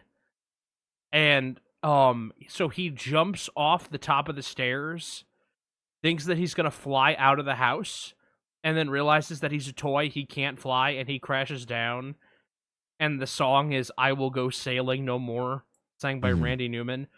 Really sad, right? The one in the second Toy Story is the most famous, the Sarah McLachlan When Somebody Loved Me, right? Yeah. Which was written for that fucking movie, and that if that song doesn't make you cry, you're Scrooge. You're Scrooge before the ghost. I don't know what to tell you. Get your heart examined. You're the snake in True Grit. Like, for real, for real. I don't know what to tell you. God. That woman was born to make human beings cry.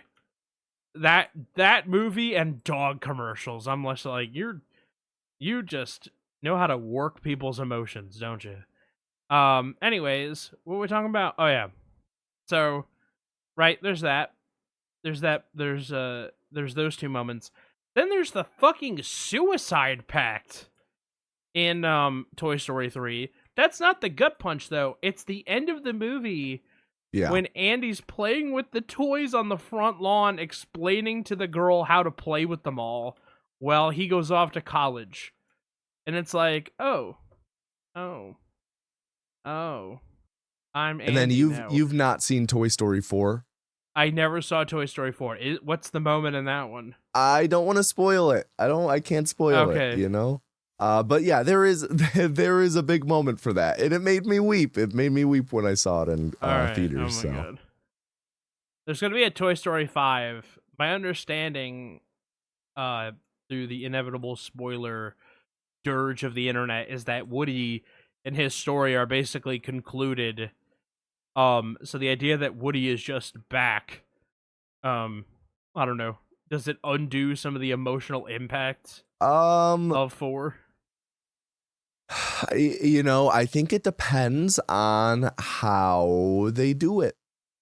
Okay. I want to say at its face, most likely, but it depends on how they do it. And you know, I didn't want them to make a 4th, but I was really impressed by it, so I'm just hoping that it's good.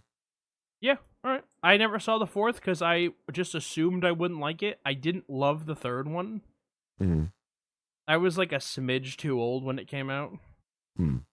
Or, sorry, I was not in the right age demographic at the time to enjoy it.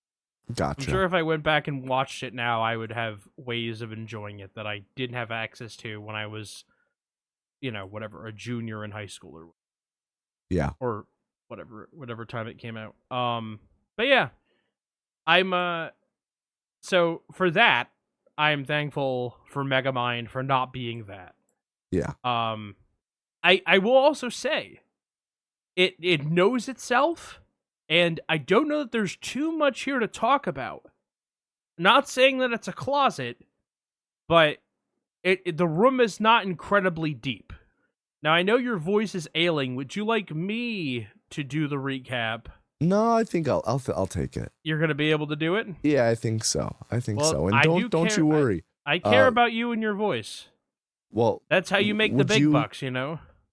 CJ, look around this corner real quick. Oh my gosh, look at all of those notes that Tommy took of things he wants to talk about. This room is much larger than you anticipated, bud.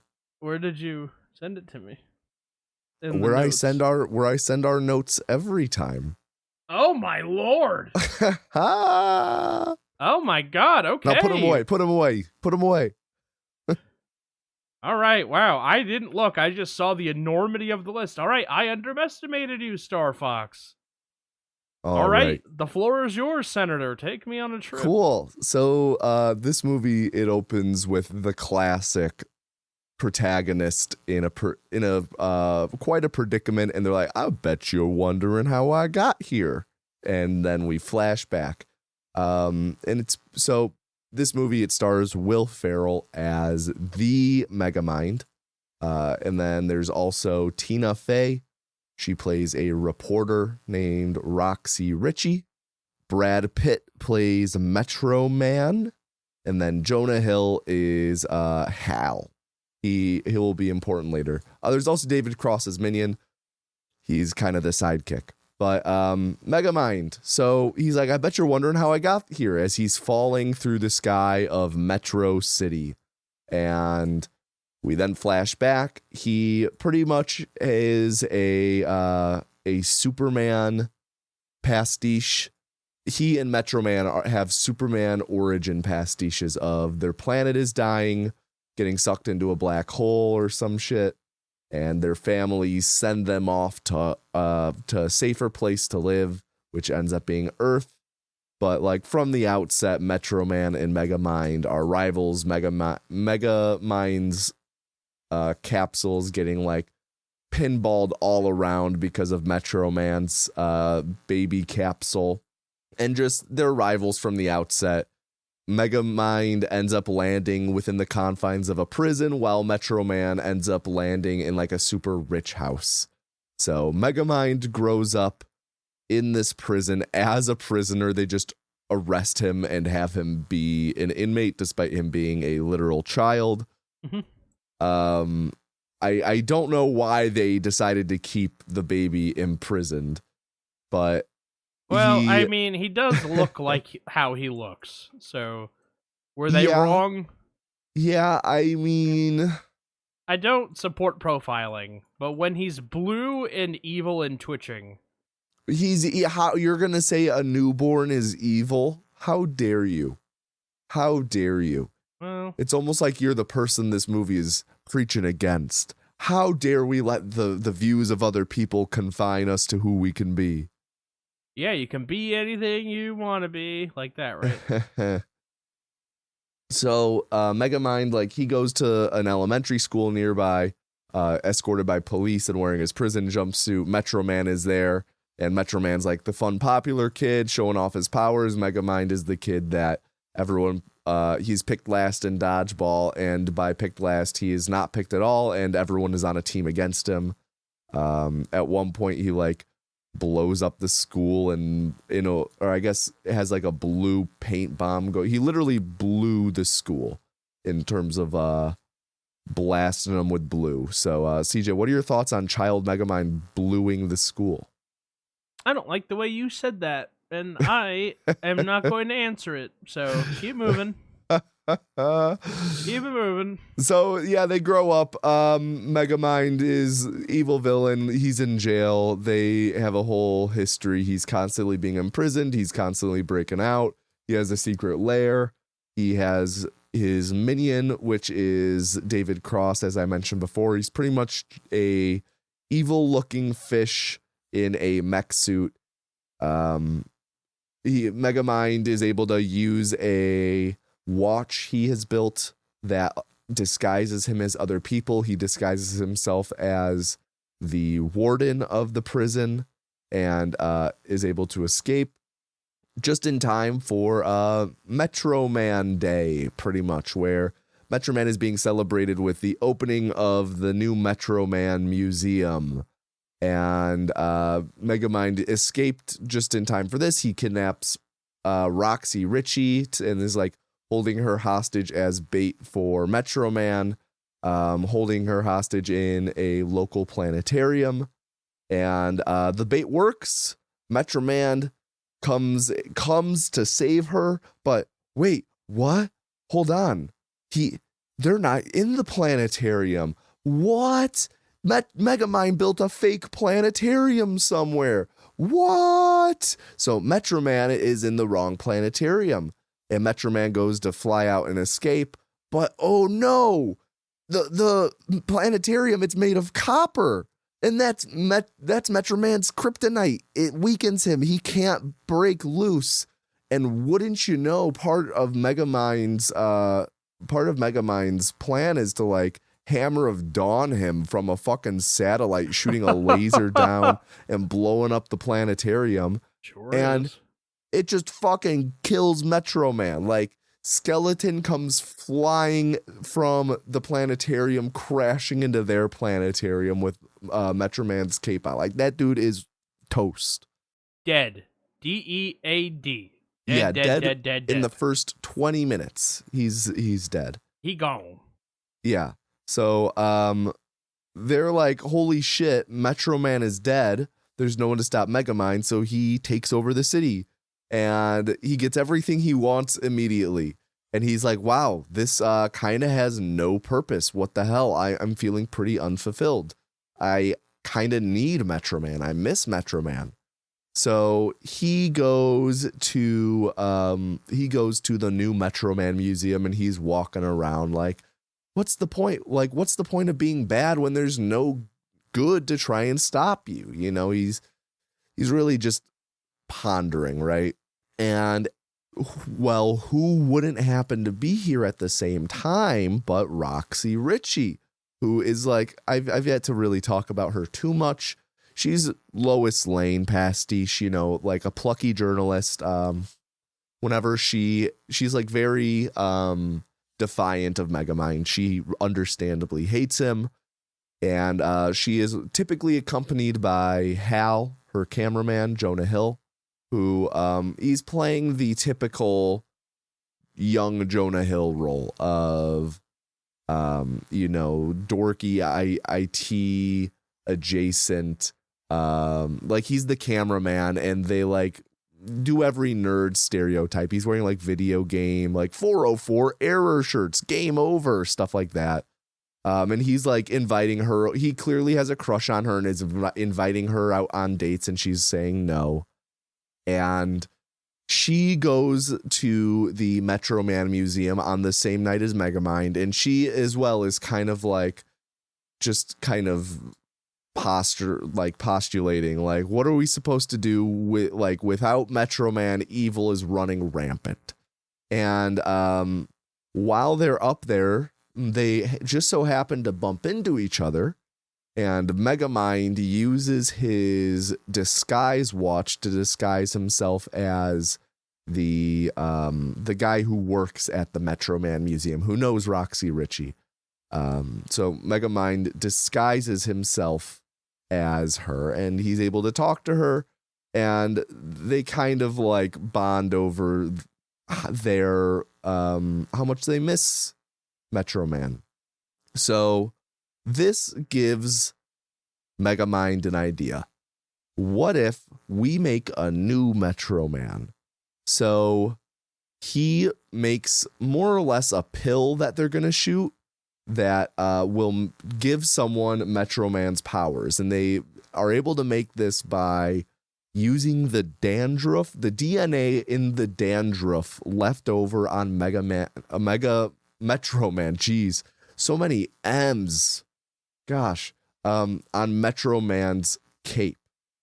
So they're going to take the DNA in the dandruff, which there's so much dandruff on this. They're like, we only have one shot at this. And I don't know why they didn't think of just making another pill thing, because there's so much dandruff on the cape. But they end up making this superpower infuser thing, and they're planning to try and find someone to use it on, but oh my gosh, Roxy Ritchie shows up calling Megamind on the cell phone because she thinks that he is the dude from the museum. The dude is Bernard. He's played by Ben Stiller in like a small cameo role, but I'll just keep referring to him as Megamind in disguise. So she's like, Megamind in disguise. I've found where Megamind, where his secret lair is. It's the only fake planetarium in the city. And Megamind's like, God damn it, how did we not think of that? And he then hops into disguise as Megamind in disguise and meets her there to try and kind of like, try and mitigate the damage of her showing up, like trying to guide her away from anything interesting.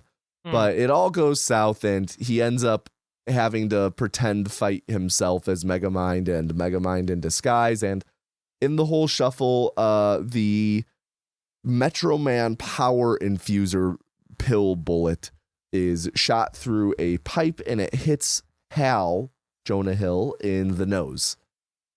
So he is now infused with Metro Man's DNA, and it gives him superpowers after he goes home. And delayed reaction, right? Yeah, right. It took a little bit to, what's the word? Long. No, what's the the word you couldn't think of was long. It's okay. So Megamind uses his disguise watch and goes with Minion to Hal's apartment, and their plan is to essentially train him into becoming a superhero who will fight Megamind. And his disguise is a pastiche of Jor-El from the old 1970s Christopher Reeve Superman films. He is specifically... I'm starting to think there's a lot of pastiches here. Yeah, right? He is specifically doing a Marlon Brando impression, since that is who played Jor-El in those movies. So Megamind is in disguise as Jor-El, and pretty much like, I'm your space dad, this is your space stepmom, referring to Minion in disguise. And they do a training montage, and Hal displays some worrying tendency. He has a lot of aggression, he has a lot of insecurity, he's pretty brash, he has a short temper, but they keep pushing forward. At the same time, Megamind in disguise starts dating Roxy, and he's like genuinely falling for her. She's kind of falling for him. Hal gets a better control of his powers. They all share some churros together. Hal and Megamind in disguise as Jor-El and Space Stepmom, they share some churros together. But as Megamind starts falling for Roxy, he starts genuinely caring about the things she cares about and wanting to make her happy. So, he starts kind of cleaning up the city. He starts kind of undoing some of the bad he's done. And she's like, the streets are the safest they've been in a while. Has someone tamed Megamind? Not knowing that she's really talking about herself. Minion makes Megamind a new cape called the Black Mamba. That'll come back later. And Kobe! Oh yeah. And pretty much Roxy is doing a bunch of research as to like what Megamind has been working on, because she's like, this is, he's up to something. Like, there's no reason why he should be doing all this good. And she has all of these notes hanging in her apartment. All of these notes on Megamind that she has likely organized and arranged herself, right?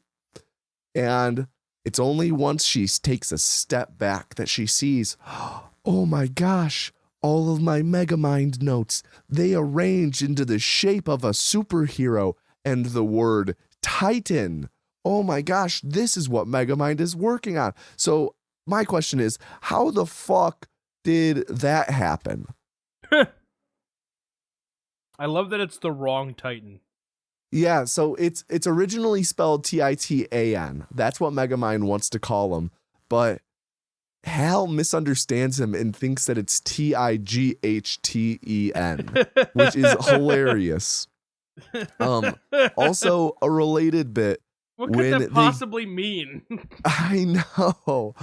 And related to that, when they first give Hal his suit, it's like it's spandex and it's tiny. So they go, here, we have this for you. And he holds up the suit and Hal goes, do I have a son? And I just lost it in the moment. It was such a great bit. It was really funny. So Roxy starts realizing what Megamind is up to, and just then Hal decides to show up and kind of soft launch his career as Titan. But right away, Roxy is like, she learns Megamind. I'm pretty sure she learns Megamind made him now, right? Or maybe not. No, I don't think so. Okay. So she's like, you shouldn't have powers. You might be one of the worst people to have powers. But she reasons that it was Megamind because of the fucking notes and everything. Because now she then goes on a date with Megamind in disguise, and she's like, she tells him about Titan. And she's like, Megamind must have done that, and she picked him. He's the worst person you could pick. But they go on with their date, but Hal, he's floating outside the window, 6 inches from people's tables outside the window. He's just spying on him. He's seeing, oh no, she touched his hand. Oh my gosh. He's jealous, right? So he flies away. To save her, right? Yeah. So he flies away all angry, but Megamind in disguise and Roxy start to have an intimate moment, and she goes to touch him and she bumps his watch and it undoes his disguise. Oh no! Megamind is exposed. Pastiche. Yeah, Megamind is exposed. And she like throws water on his watch, whatever. But she's like, how could you, right? She doesn't know Megamind was developing real feelings. And outside, like they're out in the rain and he tries to talk to her and she's like, what were you doing? What were you trying to accomplish? And she's like, wait a minute. You didn't think that we could. And then like he gives her the biggest puppy dog eyes in the rain. And she's like, what's the quote she says? Do you really think that I would ever be with you? And then she walks away and he's just like, fuck, man, I am destroyed. You know what?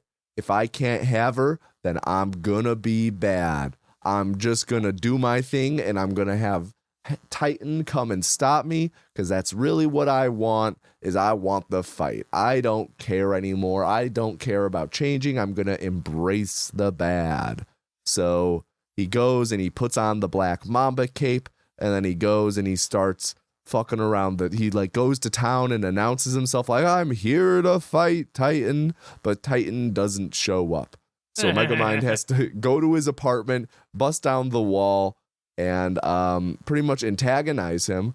But when he's there, Titan has a bunch of really nice shit. Turns out he just started robbing banks. Turns out he's not a bad dude. He's like, yeah, I can just take shit. I can get anything I want. He's not a good I'm dude. A hero. No, exactly. He's like, I'm a hero. You said he's not a bad dude. Oh, sorry. Yeah, he's not a good dude. Yeah, he's a bad man. Very bad man, Jerry. Very bad man. So, Babu. At this point, Megamind's like, he wants to fight him. And he's like, oh, I know how to get him to fight me. I'll reveal myself as Megamind, that I am Space Dad. I made him. And I'm also Megamind in disguise, who has been flirting with Roxy. And then that sends Titan over to the edge and they start fighting. But Titan goes way too hard. And Megamind can't keep up with him. So he has to go into hiding. And Titan takes over the town. He is now the ruler of the town. So Megamind goes and talks to Roxy and is pretty much like, hey, I didn't mean for this. He's trying to explain himself, but it's not like she's super understanding, but she's like, hey, we can work together to take down Titan. So they go to a place that she had been to once that was Metro Man's lair, and just looking to see in this is what was revealed. When they were fighting, Megamind trapped Titan in a copper ball. Oh, yeah. Thinking, I've got you trapped. Copper was Metro Man's weakness, and you were empowered with Metro Man's DNA, so you will be depowered. And Titan just punches right through it.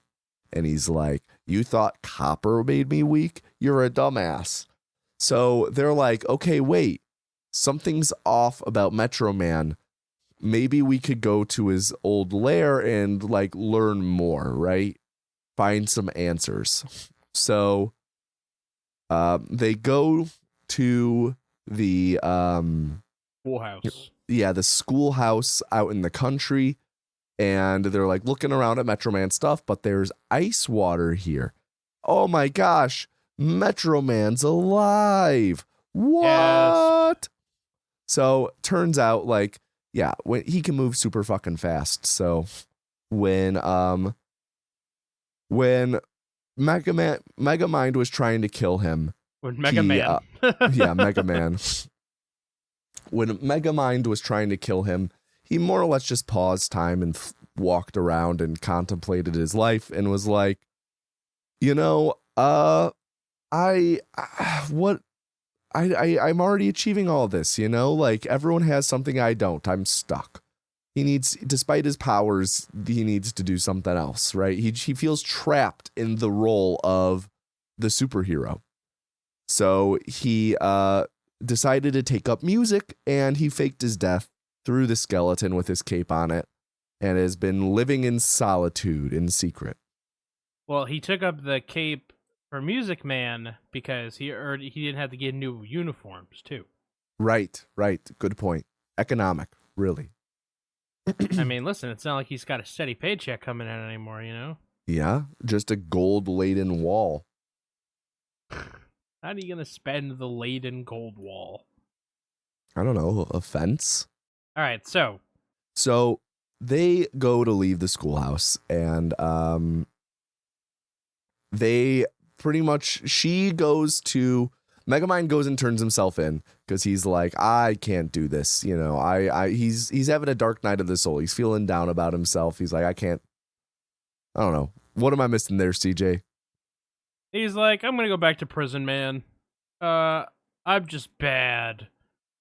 Puppy dog there's nothing eyes. I can do. This is all my fault. He's feeling guilty.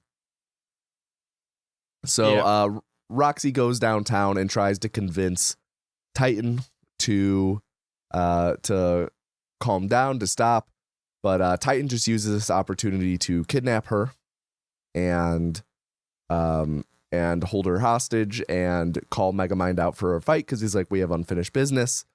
Megamind's like, I gotta save Roxy, I gotta go help, but he's in jail, and he like makes a plea to the warden. He apologizes and stuff like that. Turns out that warden was actually Minion in disguise who had tied up the warden. So they go with the blessing of the warden who is tied up. He's like, you go get him. So Megamind is now freed from jail with Minion, and they go to fight Titan, and like they do a fucking China light show of Megamind's giant head showing up with a bunch of drones. And like there's some needle drops, which I'm sure we'll talk about later, and there's a big fight with Titan, but oh my gosh, Metro Man shows up and he intimidates Titan to fly away. But here's where Metro Man made his fatal slip. So all movie, Megamind has had a character trait where he pronounces random words wrong. Metro City, he calls Metrocity. Metro Man is Metroman. School is Shul. Revenge is Revange. Molding is Mouldings. Hello is hello. And while it turns out he was in disguise as Metro Man. He was the one who intimidated Titan out of the city. But he said, stay out of Metrocity. You know, he called the city Metrocity, and Titan picked up on that. So after Megamind is like, I'm okay, whatever. We're okay. I scared him away. He turns back to himself. Titan flies back, is like, you didn't trick me. So, he like fucking, does he throw him into the sky? How does he get super high in the air? Yeah, I think, he like punches him or something and then like throws him and up there with the gun. Yes. So like at one point while he's chasing him, Megamind crawls through his own invisible car and he grabs the gun that he powered up Titan with, which also has a D-power feature that they showed off earlier. Yeah. But he gets thrown 1 billion feet in the air, and then while he's falling, we get the moment from the opening where he's like, "Oh, what you wondering how I got here?" And the whole movie has had a gun on him that he uses constantly that dehydrates things and turns them into little cubes. And then once they get any water or moisture, they expand back into what they are. So he uses it on himself to land in the town's fountain and then rehydrates himself and pops up and blasts Titan with the depowerer, which depowers him back to normal Hal. Also, Minion, it turns out Minion was kind of running a distraction role as Megamind himself. He was pretending to be Megamind, so Minion in disguise was Megamind, and Titan kind of saw through it, beat him up, almost killed Minion, broke his glass and whatnot, but Megamind just throws him in the fountain and he's fine. And now we kind of get an epilogue of Megamind. He's good now. He's been accepted into the city. He's a bit eccentric. He's still getting used to being good. But he, this whole time has been bad because this society has labeled him as bad, so he never felt as though he could be anything more than bad. But now he sees that he truly is capable of greater things, and he is dedicating himself to use his super genius for good, but it's going to take some getting used to. And then, pretty much everyone just has a place in this new status quo. Like Metro Man's in disguise, Hal is in jail, Roxy kisses him on the cheek, and that's about it. All right. So, pretty solid recap. Thank you. I need to drink some tea. CJ, why don't you hit me with some analysis while I sip on some of this tea? You want some analysis? Yeah. How about Jonah Hill is like poor man Jimmy Olsen? Oh, yeah, in a way. But also like if Lex Luthor got Superman powers, what Lex Luthor would do. You think that he would be just straight up evil with it? Lex Luthor? Yeah. Oh yeah. I mean, hasn't Lex basically said as much? Like he laments the fact that like Superman's like basically a god.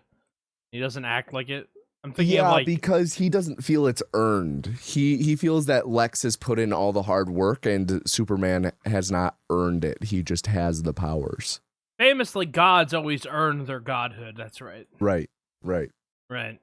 Yeah, Jonah Hill is interesting. It's his character as Titan always reminds me, and maybe it's just the hair color thing, of Syndrome from The Incredibles. Yeah, there's some stuff going on there. I never really watched The Incredibles. What? Yeah, I never really saw it. To this day? Yeah. Mm-hmm. Whoa. Okay, that's interesting. I'm surprised by that. It just came out, I think, at the wrong time for me. It sounded like everything came out at the wrong time for you. Earlier, all the DreamWorks movies, you're like, yeah, it was the wrong time. I think it came out at the Toy same Story 3, wrong it just time. came out at the wrong time. Yeah. When did The Incredibles come out? like 2005, 4. Why is it only listing The Incredibles 2 on Wikipedia? Please. 2004. Okay. What other Pixar movies came out around this time? I remember Cars. Pixar. Okay, so I saw Toy Story, I saw Bug's Life, I saw Toy Story 2, Monsters Inc. I saw on my birthday, Finding Nemo, and then The Incredibles didn't interest me, Cars didn't interest me, Ratatouille, Wall-E, and yeah, I just didn't see any more after that. Wow. Finding Nemo was like the last one I saw until Finding Dory, which came out in 2016. Wow. Well, this isn't our Megamind episode or our Incredible episode. This isn't our Megamind episode? Well, what the fuck is it then? It's our Spirit cartoon series episode. I know it's been said before online, but The Incredibles is the best Fantastic Four movie there is. Okay. I've never heard that. Also, I have seen the Fantastic Four movie, and I rather liked it. Well, I think that bodes well for your interest in The Incredibles. All right, then. Well, good, then. So, I want to, I have a handful of random things that I want to talk about through this, and maybe we'll pop into some of our random thoughts and whatnot, kind of pertaining to what we talked about earlier. Let's talk about the Superman stuff first, Yeah, you mentioned a lot of pastiching. Yeah, right? Like the whole opening, all of the Marlon Brando stuff. Did you pick up, how much of that did you pick up on, or like identify? He's basically doing a lisp. It was a little obvious for me, but I could definitely see how some people may not have picked up on that. He's specifically doing like Marlon Brando in The Godfather. Yeah, he's just not like whispery enough for The Godfather. He's talking like this. It's like he's so not good. Putting enough whisper on it. I make him an offer I can't refuse.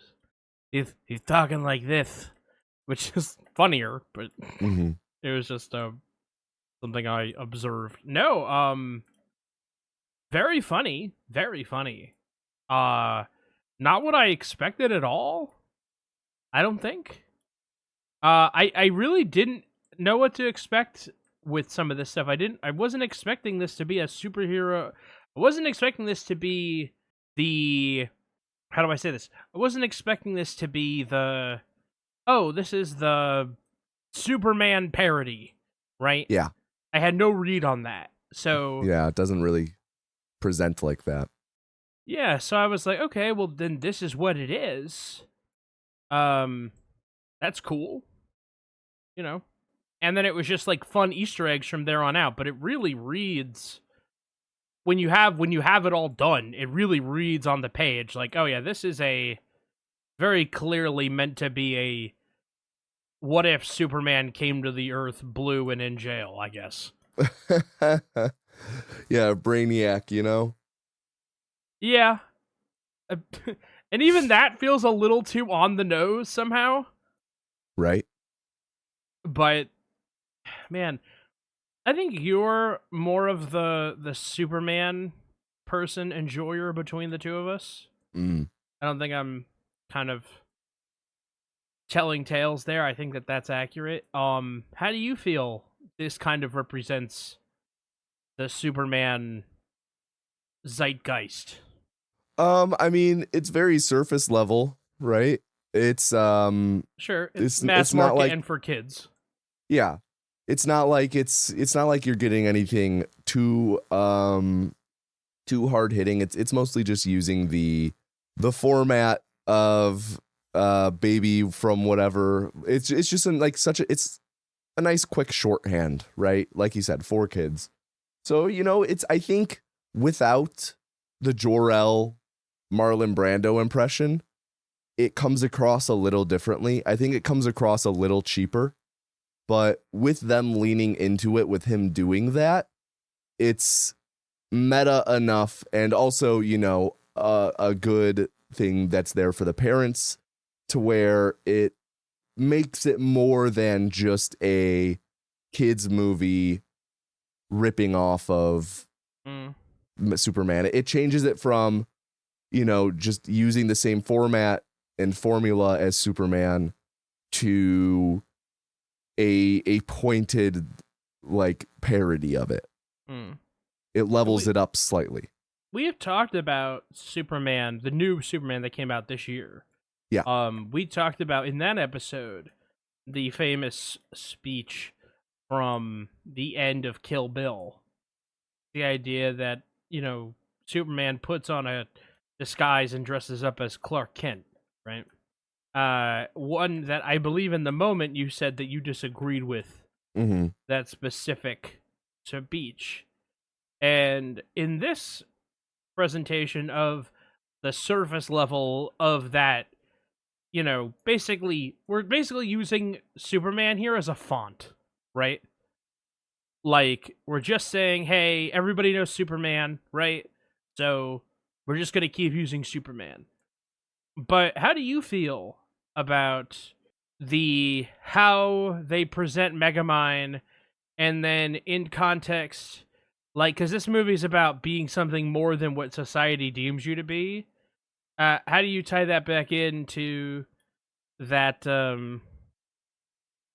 was it David Carradine speech? Corn Sweat? Well, the guy from Kill Bill. But Oh. Man, that's funny. I don't think David Corn Sweat said that Superman dresses up like Clark Kent, but... I think... I think with Megamind with a good one. that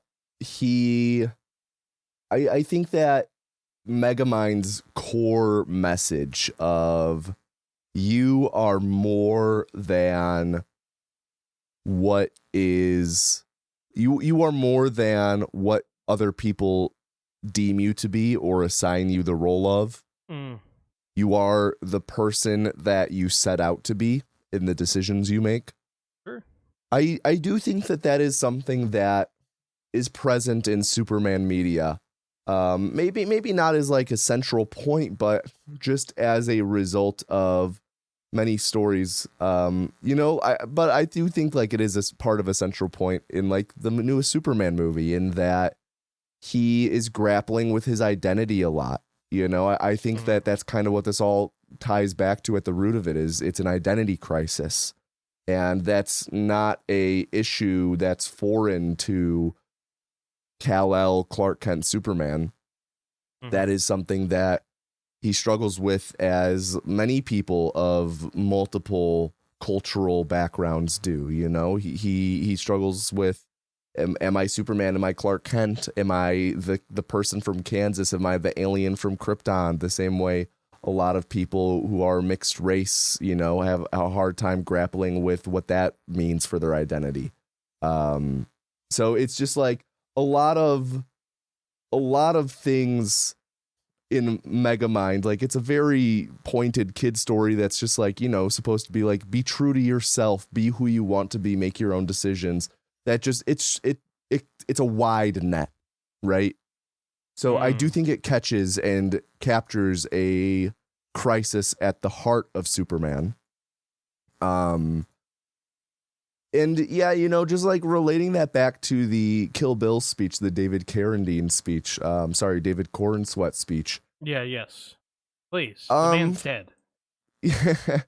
I think it just, I think that just what I've all kind of said is to reuphold my point of, I think Superman he's a melting pot of all of these identities. Like, all of these things contribute to him. He is not just one of those identities, one of those things that people assign to him, pretending and masquerading to be the other people.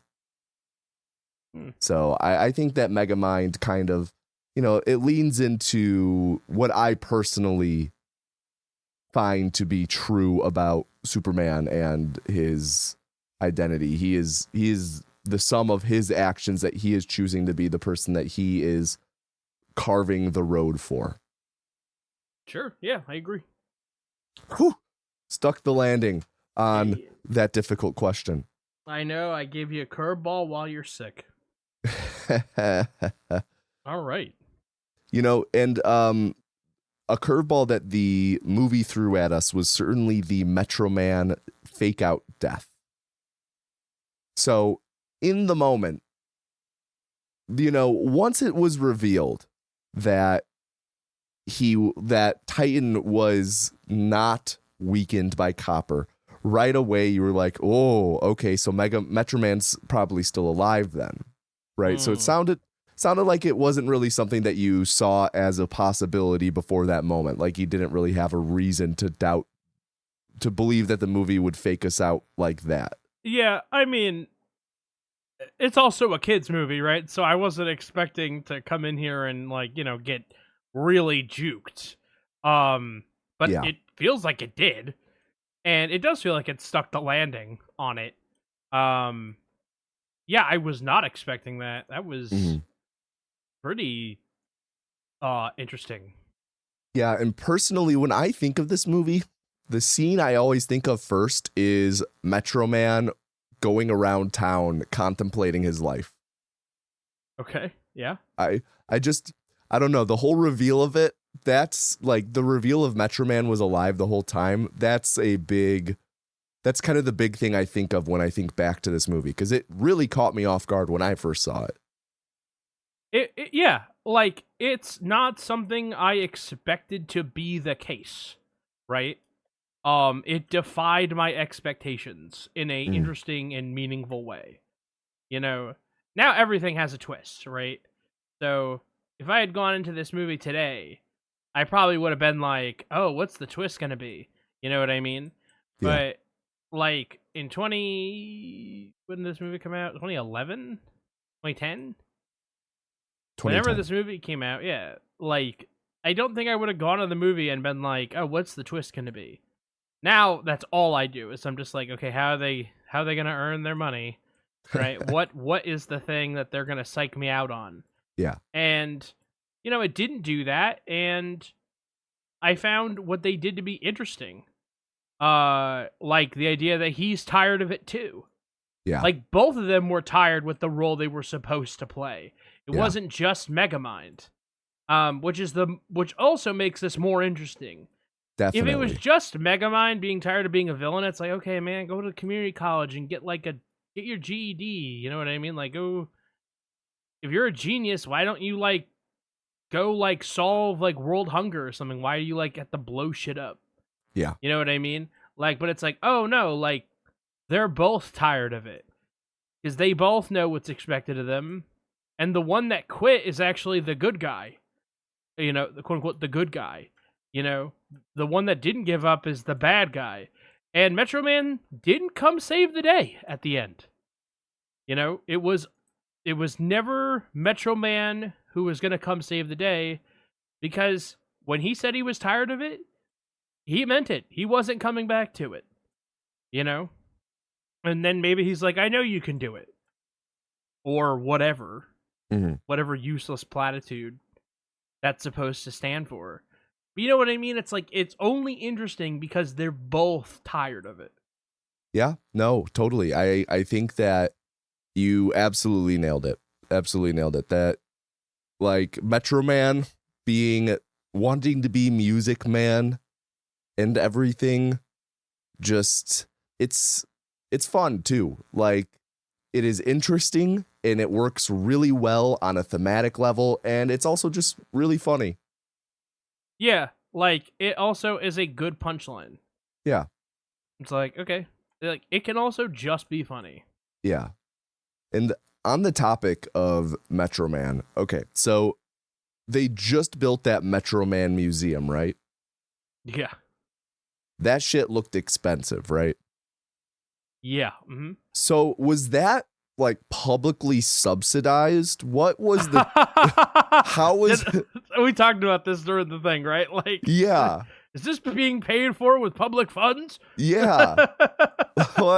If so, I'm fucking pissed. Don't get me wrong, I probably would love Metro Man were I a citizen and I knew everything I knew. But I'd be kind of pissed. I'd be kind of pissed the same way that I could be pissed if I lived in one of these towns that a stadium gets funded for the stadium, you know? Yeah. Yeah, Like, God damn it. 100%. All right. Like, yeah. All right. So, got a handful of other things for us to run through. Will Ferrell, you are not really a Will Ferrell fan, but wanted to hear your thoughts on him as Megamind. You know what? Hard to say if I'm not a Will Ferrell fan, or not. You know, I don't think about my life in terms of like not being a Will Ferrell fan. Right. I had a run as when I was younger where I really liked him, and somebody told me, "You like Will Ferrell? Will Ferrell's kind of dumb. Like, he's just not funny. He's not as funny as these other people." And then I watched, and I'm like, wait, yeah, he's not as funny as like Dan Aykroyd and Bill Murray and John Belushi. Which, you know what? A very unfair standard to hold anybody to. To be perfectly honest. But you know, when you're like impressionable high school student, that's the kind of shit that you do. But I this movie has a lot of heart. It's really easy to see why people really like this movie. It's really easy for me to see why your cousins were like, "No, Tommy, you need to watch this. You don't understand. This movie is really what's up." You know what I mean? Yeah. Like, that's not hard to see for me. So, like, totally get it. And he's likable, and he does a pretty good performance. I was used to seeing him in, like, I don't know, dopey comedy stuff. Like Talladega Nights, right? When I first saw that movie, it was my favorite movie. And then I was like, this movie really dumb. And then I was like, oh, I don't think this movie is as good as I think it is. And, you know, most things aren't. The first time that you watch them, the second time that you watch them, they're never really as good as you think that they are. But still, like, I was like, oh, okay. So, I've been kind of off the Will Ferrell bandwagon in general, but he's had some performances that I found really funny. I think he's funny when he's used in limited spots. Mm-hmm. Like his role in the Barbie movie or his role in the Lego movie, right? I found like he was good in those spots. Or like the just Wedding Crashers. I did not like him in Wedding Crashers. Wow. Was he in Wedding Crashers? Yeah. I also, like, for a long time, didn't really like Owen Wilson. And now I'm like, I think I was too harsh on Owen Wilson. Didn't give him a fair shake. I don't know. I guess I didn't. We were talking about this today in the Okie Dokie Discord. Did I not give Super 8 a fair shake? Maybe not. I can't remember a single fucking thing about that movie. I do think that might be more of a symptom of that movie, though. It's very possible. Multiple things can be true, I think. Yeah.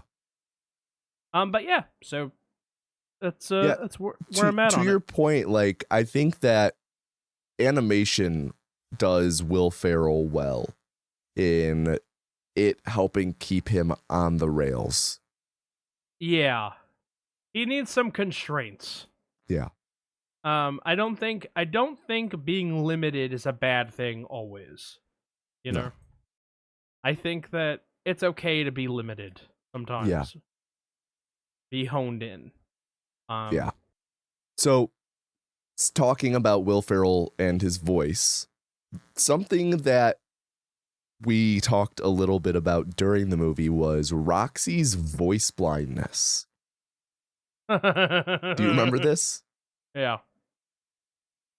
So I just want to bring it up because I did think I kind of reasoned this out. So when we are first shown Megamind's watch thing, he changes into the Warden, who is voiced by J.K. Simmons. And his voice changes when he's in disguise to be J.K. Simmons, right? But then later, when he changes to be Bernard, when he changes to be Megamind in disguise, to be Ben Stiller, his voice doesn't change. It stays as Will Ferrell's. So my original question was, does he just mimic the warden well from knowing him? Does he what's the word?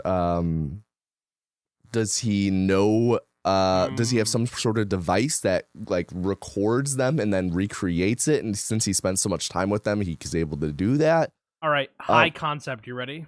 Yeah.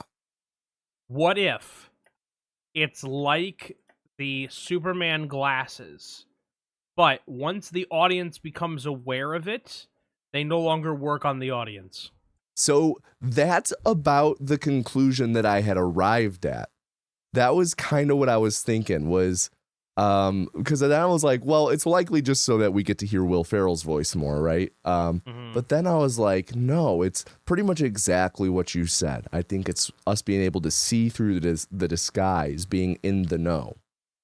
Yeah, that'd be my best guess, I think. Yeah.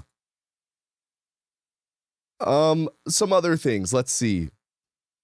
At one point, Megamind says, while trying to get someone to guess Megamind, he describes himself as bald and a popular primary color. So, CJ, are any of the primary colors unpopular? Well, I think the least popular of the primary colors, if I'm being honest, is yellow. Yeah, but it's but I not feel like... Well, now hang on. If you were going to do a poll, I feel pretty confident, Tommy, yellow would come at the bottom of the primary color list.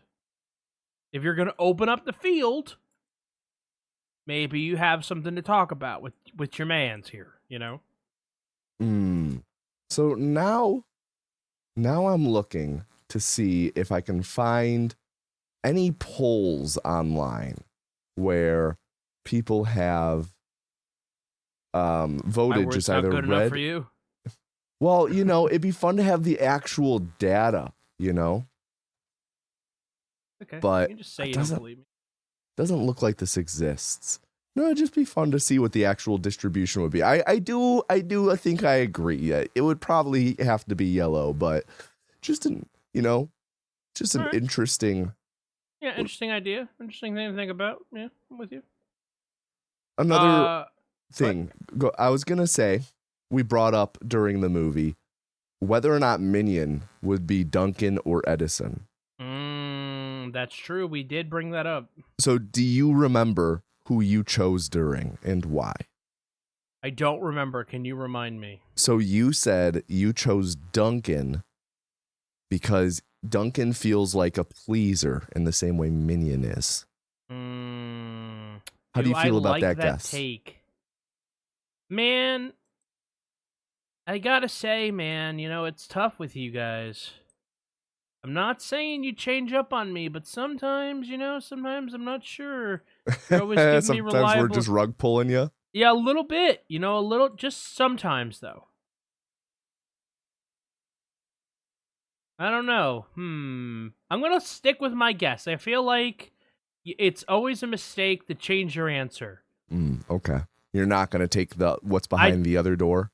Well, I don't think you Monty Hall on a 50-50. You do not. That is correct. I don't know how the math supports it, but that's what I've always learned. You are correct. The math does support that. You cannot Monty Hall a 50-50. There you go. Yes, there's no door to reveal. You're staying with Dunk? I am staying with Dunk, yes. Final answer. CJ, you got a bullseye.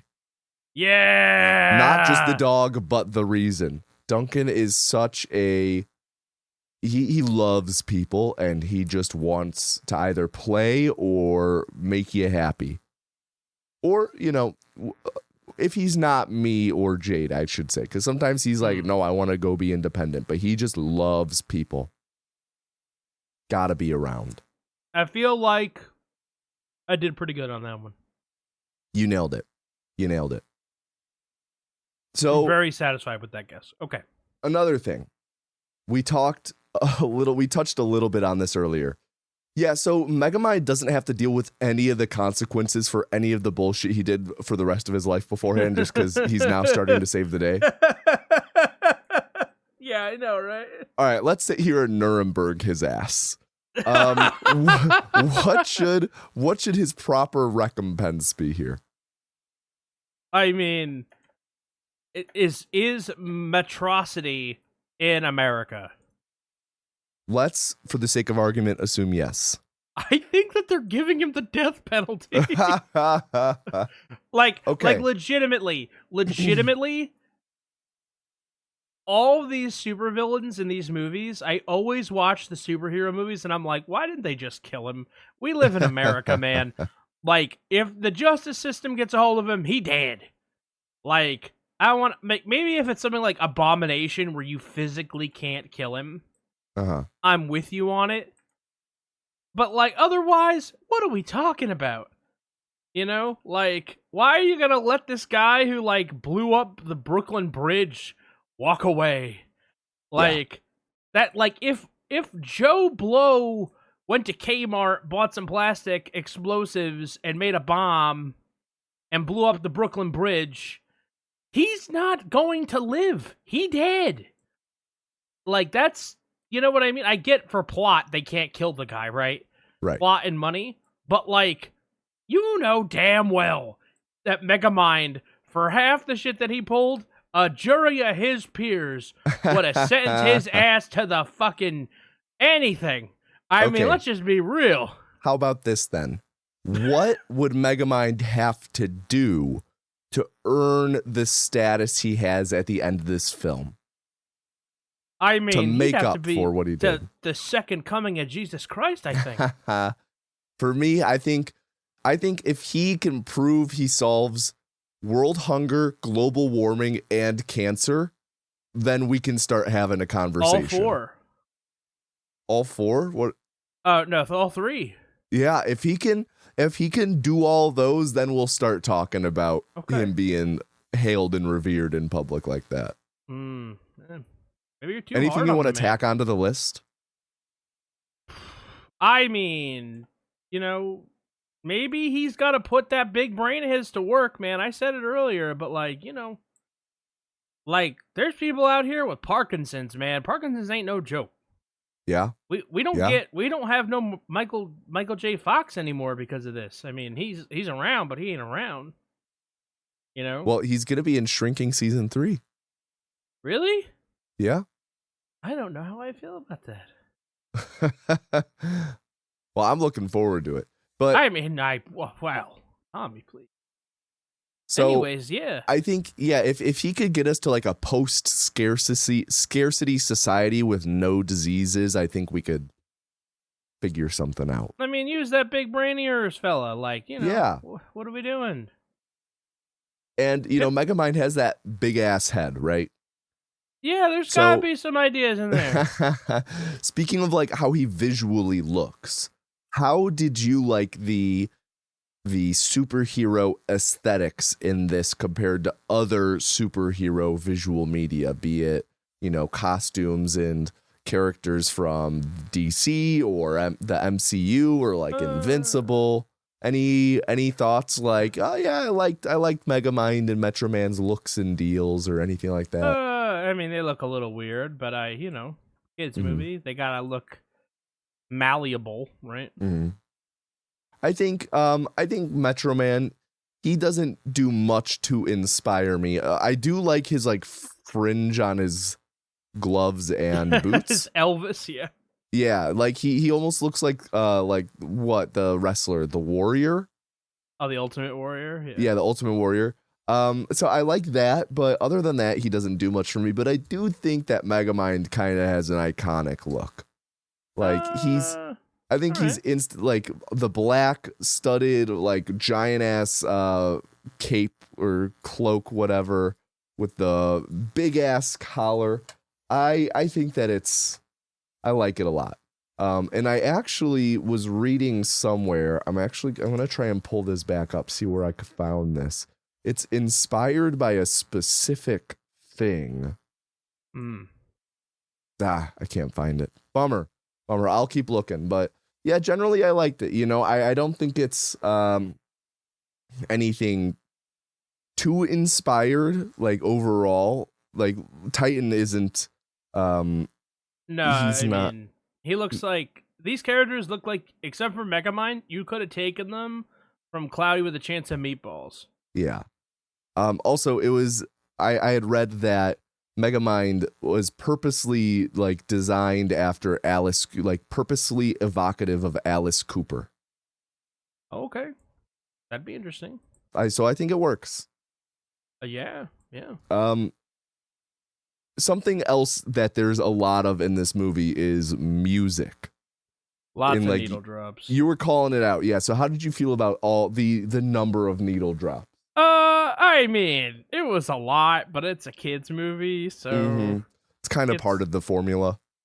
Yeah, it's like there's some guy who, to stop him from abandoning his children in the theater and smoking menthols in the alley, you have to like play like shoot the thrill, new, too many women. You know, like you have to do that, otherwise he's just gonna like commit child endangerment. So, like on the one hand, I kind of get it. On the other hand, it's like, you know, And it's also very helpful for kids' short attention spans. sure, yeah, totally. Fair. Yeah, definitely a lot of them. I think that the choices were really good though. You know, I feel it all contributed to the whole atmosphere and tone of it all. I love most of the music that they chose. I think it's a pretty good soundtrack. Has one of my all-time favorite songs in there with Alone Again Naturally. And I did particularly enjoy the score because the motif of the score is the little like da da da da da from Bad to the Bone. Mm-hmm. And I just personally love when musical motifs are taken from a pre-existing song and then worked in throughout a movie, like The Fall Guy, which came out last year. The motif is I Was Made for Loving You by Kiss. And I love that song. And I just, every time like the little motif played in a part of this, I'm like, oh, hell yeah. I love motifs. Yeah. Another thing. So this was part 2 in our duology with True Grit. And that was a duology on our perceptions of each other being intrinsic to our view and definition of the world. And also came out in 2010, but mostly the first thing. So, CJ, how do you feel True Grit did at that compared to Megamind? You know, all things being equal, I think this movie did it better. Yeah, it's a bit more of a central theme to this movie than True Grit. Yeah. Though it is true of True Grit. Yeah, it's not false of True Grit. Yeah. Yeah. All right, I think Megamind takes the win in this category then. I agree. But would you have been able to take the win, CJ? Could you have done could you have done a Megamind? I think, yeah, you have to stop Titan. You have created Titan and you got to stop him. How do you do it? I'm going to say no, I can't do it. No? No, I don't think I can. All right. Thank you, Taminio. I'm writing no with my big feathery quill. Thank you. Give that back to him. All right. Well, I think do you have anything else you wanted to bring up about Megamind? No. Do you? I don't think so. So I guess we can get to the most important question. Tommy, was this film okie dokie? You know, I'm going to say yes, I think it was. I think so too. Let's go. Wow, 9 in a row. We're on an incredible okie dokie streak. Historic. I'm not sure if we'll ever be able to beat it. Well. Oh, no. Oh, no. What if you haven't... That well did not sound promising for next time. I'm excited. I don't know. All right. Well, let's leave the film okie dokie podium and head on over to our rec room. Whoa! Yes, there are like 6 ceiling fans in here. What the hell? Listen, what did you do? I like it cold, okay? I like it cold. I could tell. It's all about airflow. I tell you this every GDQ. It's always about airflow. I'm having a hard time standing up straight. The wind is battering me around. No, you're not. You're Oh, fine. God. Look, it's okay. God. Just here. Do you want my pocket fan? Oh, yeah, I'll use it to push me the opposite direction of whatever way I'm getting pushed in any You're given so moment. melodramatic. It's okay. Any CJ, users. what have you got to recommend this week? Okay, listen to me. Yeah. I haven't done too much lately. Okay. It's been kind of quiet. But that doesn't mean I don't have stuff for you guys. Right? I was rewatching The Wire last time, right? Yes. I'm going to recommend Deadwood now.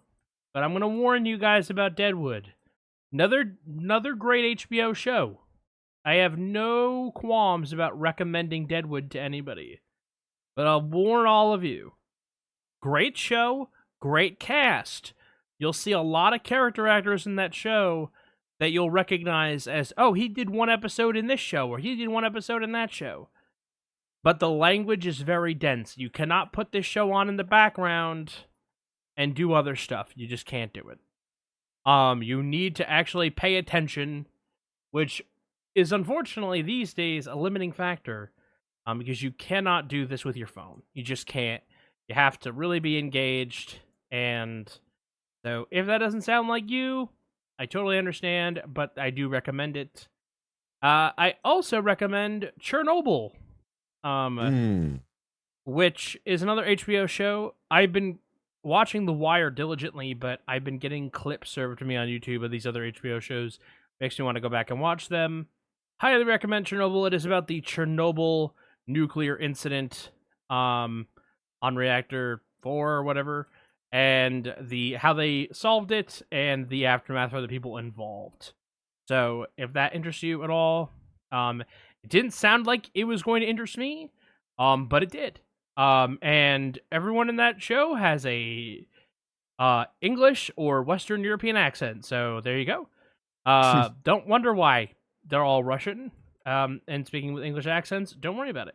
I honestly think that that's the way to often do it. Just let them talk in their normal accent.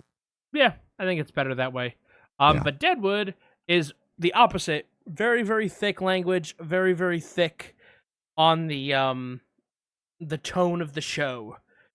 Set in Deadwood, in the territory. It was like the last bastion of the Old West. No law, no rule. So, two very different types of shows. So to review, I had Deadwood and Chernobyl. And tell me, what do you have? I've got a few films and one show. The first movie I wanted to recommend is a Martin Scorsese film from 1985 called After Hours. You heard of this one, CJ? I have. Yeah, so this one is about a word processor in New York who more or less experiences the worst night of his life. And it's he sets out to get laid, and it's just a series of unfortunate events. And it is hilarious. It is insightful. It has a lot going on thematically. It's just a really good time where you could watch it and appreciate it on a variety of levels. Whether it's just funny adventure, it's a bit absurdist, or you want to read into it a bit more. There's themes of Catholicism, of course, with it being Martin Scorsese. So just really good movie with a lot packed into it, and just a really tight screenplay. The second movie I wanted to recommend is a Japanese horror film from 1997 called Cure. I believe it's 1997. It is a very meditative movie. It's like a psychological horror. There's no jump scares at all. It's not that type of horror. It's a neo-noir detective psychological meditative story where this guy is a detective, and all around town people are committing murders in the same way, but they are all entirely unrelated murders, and he's trying to figure out what's going on. And there's a central connection to these murders that gets discovered, and just really good procedural, but it's atmospheric as hell. Again, it's very meditative. It's pretty slow, but it just makes a pit in your stomach. Just the atmosphere of dread that it creates. The third film I wanted to recommend is Coco. I don't have too much to say about this. It's an all-time favorite. Jade and I rewatched it the other night when we weren't feeling good, and it's just a classic. This movie makes me cry so freaking much, more than any other movie, and it resonates super deeply with me. If you love music, if you love Pixar, what? I've never seen it. I know. I've considered doing it for Okie Dokie many times. If you love music, if you love Pixar, check it out. If you love family, check it out. Really great. And then I wanted to recommend a show that is still airing called The Chair Company. This is the new Tim Robinson show. It is well underway in the season. We have seen 6 of the 8 episodes that will be coming out. Only 2 left to come out. So It will be wrapping up right around when this episode airs.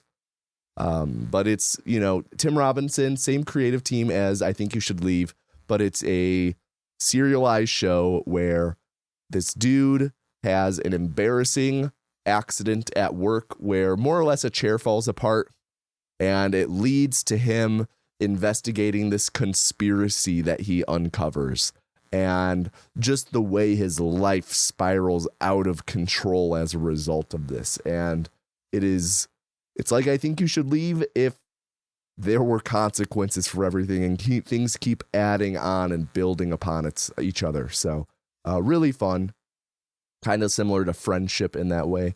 But again, the things that I recommended were After Hours, Cure, and Coco for movies, and then The Chair Company for show. I actually had one thing I wanted to mention before we got out of here. Yeah. So I read a headline, and I know that you had talked about this show, that you really liked it. It was about this show Poker Face that you recommended.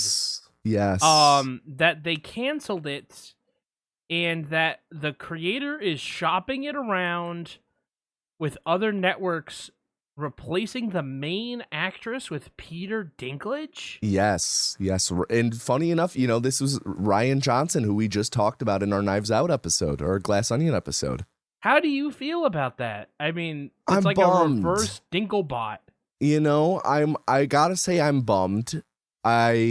Because there's no guarantee that there will be a revival, and I want nothing more than just another season of this show that I know and love.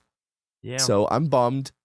Do I think that Peter Dinklage could be a good Charlie Cale? Yeah. But Natasha Lyonne owns that role. Sure. And it's just, I don't know. I would need to see it, but I'm not happy about it. I would really just love more Natasha Lyonne in that role. So I don't really know, and we don't really know as a public the circumstances for her departure. But yeah, I'm bummed. Yeah, I can imagine. So I saw that and immediately thought of you, buddy. So wow, thank you. Sorry about that. Yeah. I was like, oh man, he's gonna be disappointed. So. Yeah. Okay. So let's go over to the next time room. Oh. Okay. I always forget how bright it is in here. I know. We'll get the lights fixed one day. So, the next episode is going to be our Christmas episode. Our Christmas special, if you will. And what movie did we watch last year for Christmas? I guess Muppet Christmas Carol? No, we didn't. It Die came Hard? out in July. Oh, Renaissance Man. Yeah, well, yeah, Renaissance Man. So, not Christmassy. We were not great back then about forecasting the future, but now we know exactly when stuff's going to come out. Let me rephrase. Tommy was always really good at it, and I wasn't. So, want to be clear. I consulted many people. I got lots of suggestions. I'm actually taking 2 people's suggestions. This came from Mama CJ and from Dayman. This will be actually part 1 of our 2-part duology on films I've never seen or heard anything about before. Because next time on The Film is Okie Dokie, we'll be watching Scrooged, starring Bill Murray. Okay. I also know pretty much nothing about this and have not have not seen it. I'm going to assume it's Christmas Carol, but that's just an assumption. I don't know why I'm saying that. Yeah, well, you have some right to say that, I think. I think that's not without basis. So, all right. So next week will be our Christmas episode. In the beginning of that episode, we will go over the details for the predictions for next year. We'll also probably have an update for everybody on the Vulture Fantasy League. I think enough time will have passed. We will also have another Hopefully you just watch regular Killer episode. Bean Forever. I will have tried to watch Killer Bean Forever. All right. That having all been said, thank you everybody for listening to The Film is Okie Dokie. Remember, you can get this podcast wherever you get your favorite podcasts. Remember to rate us, like us, review us, give us 5 stars. If you only give us 4 stars, I'm inclined to believe that you are a hater. Shout out to Bomani Jones from Wave Sports and Entertainment for the quote, I should say. I think I usually say quip, and that's why I said clip, but it's quote, quip, whatever. Make sure that you tell your friends, tell your neighbors' kids. They have small hands. They sometimes have a hard time working the buttons. And don't just tell them, download it right onto their phones. For us, if you'd like to join the Discord and join the conversation, you can find the link in the description below. And Tommy, I don't think I forgot anything this time. I don't think so. Alrighty. And as always, I've been CJ. I've been Tommy. And this has been The Film is Okie Dokie. Now get out of here, you knuckleheads. Bye.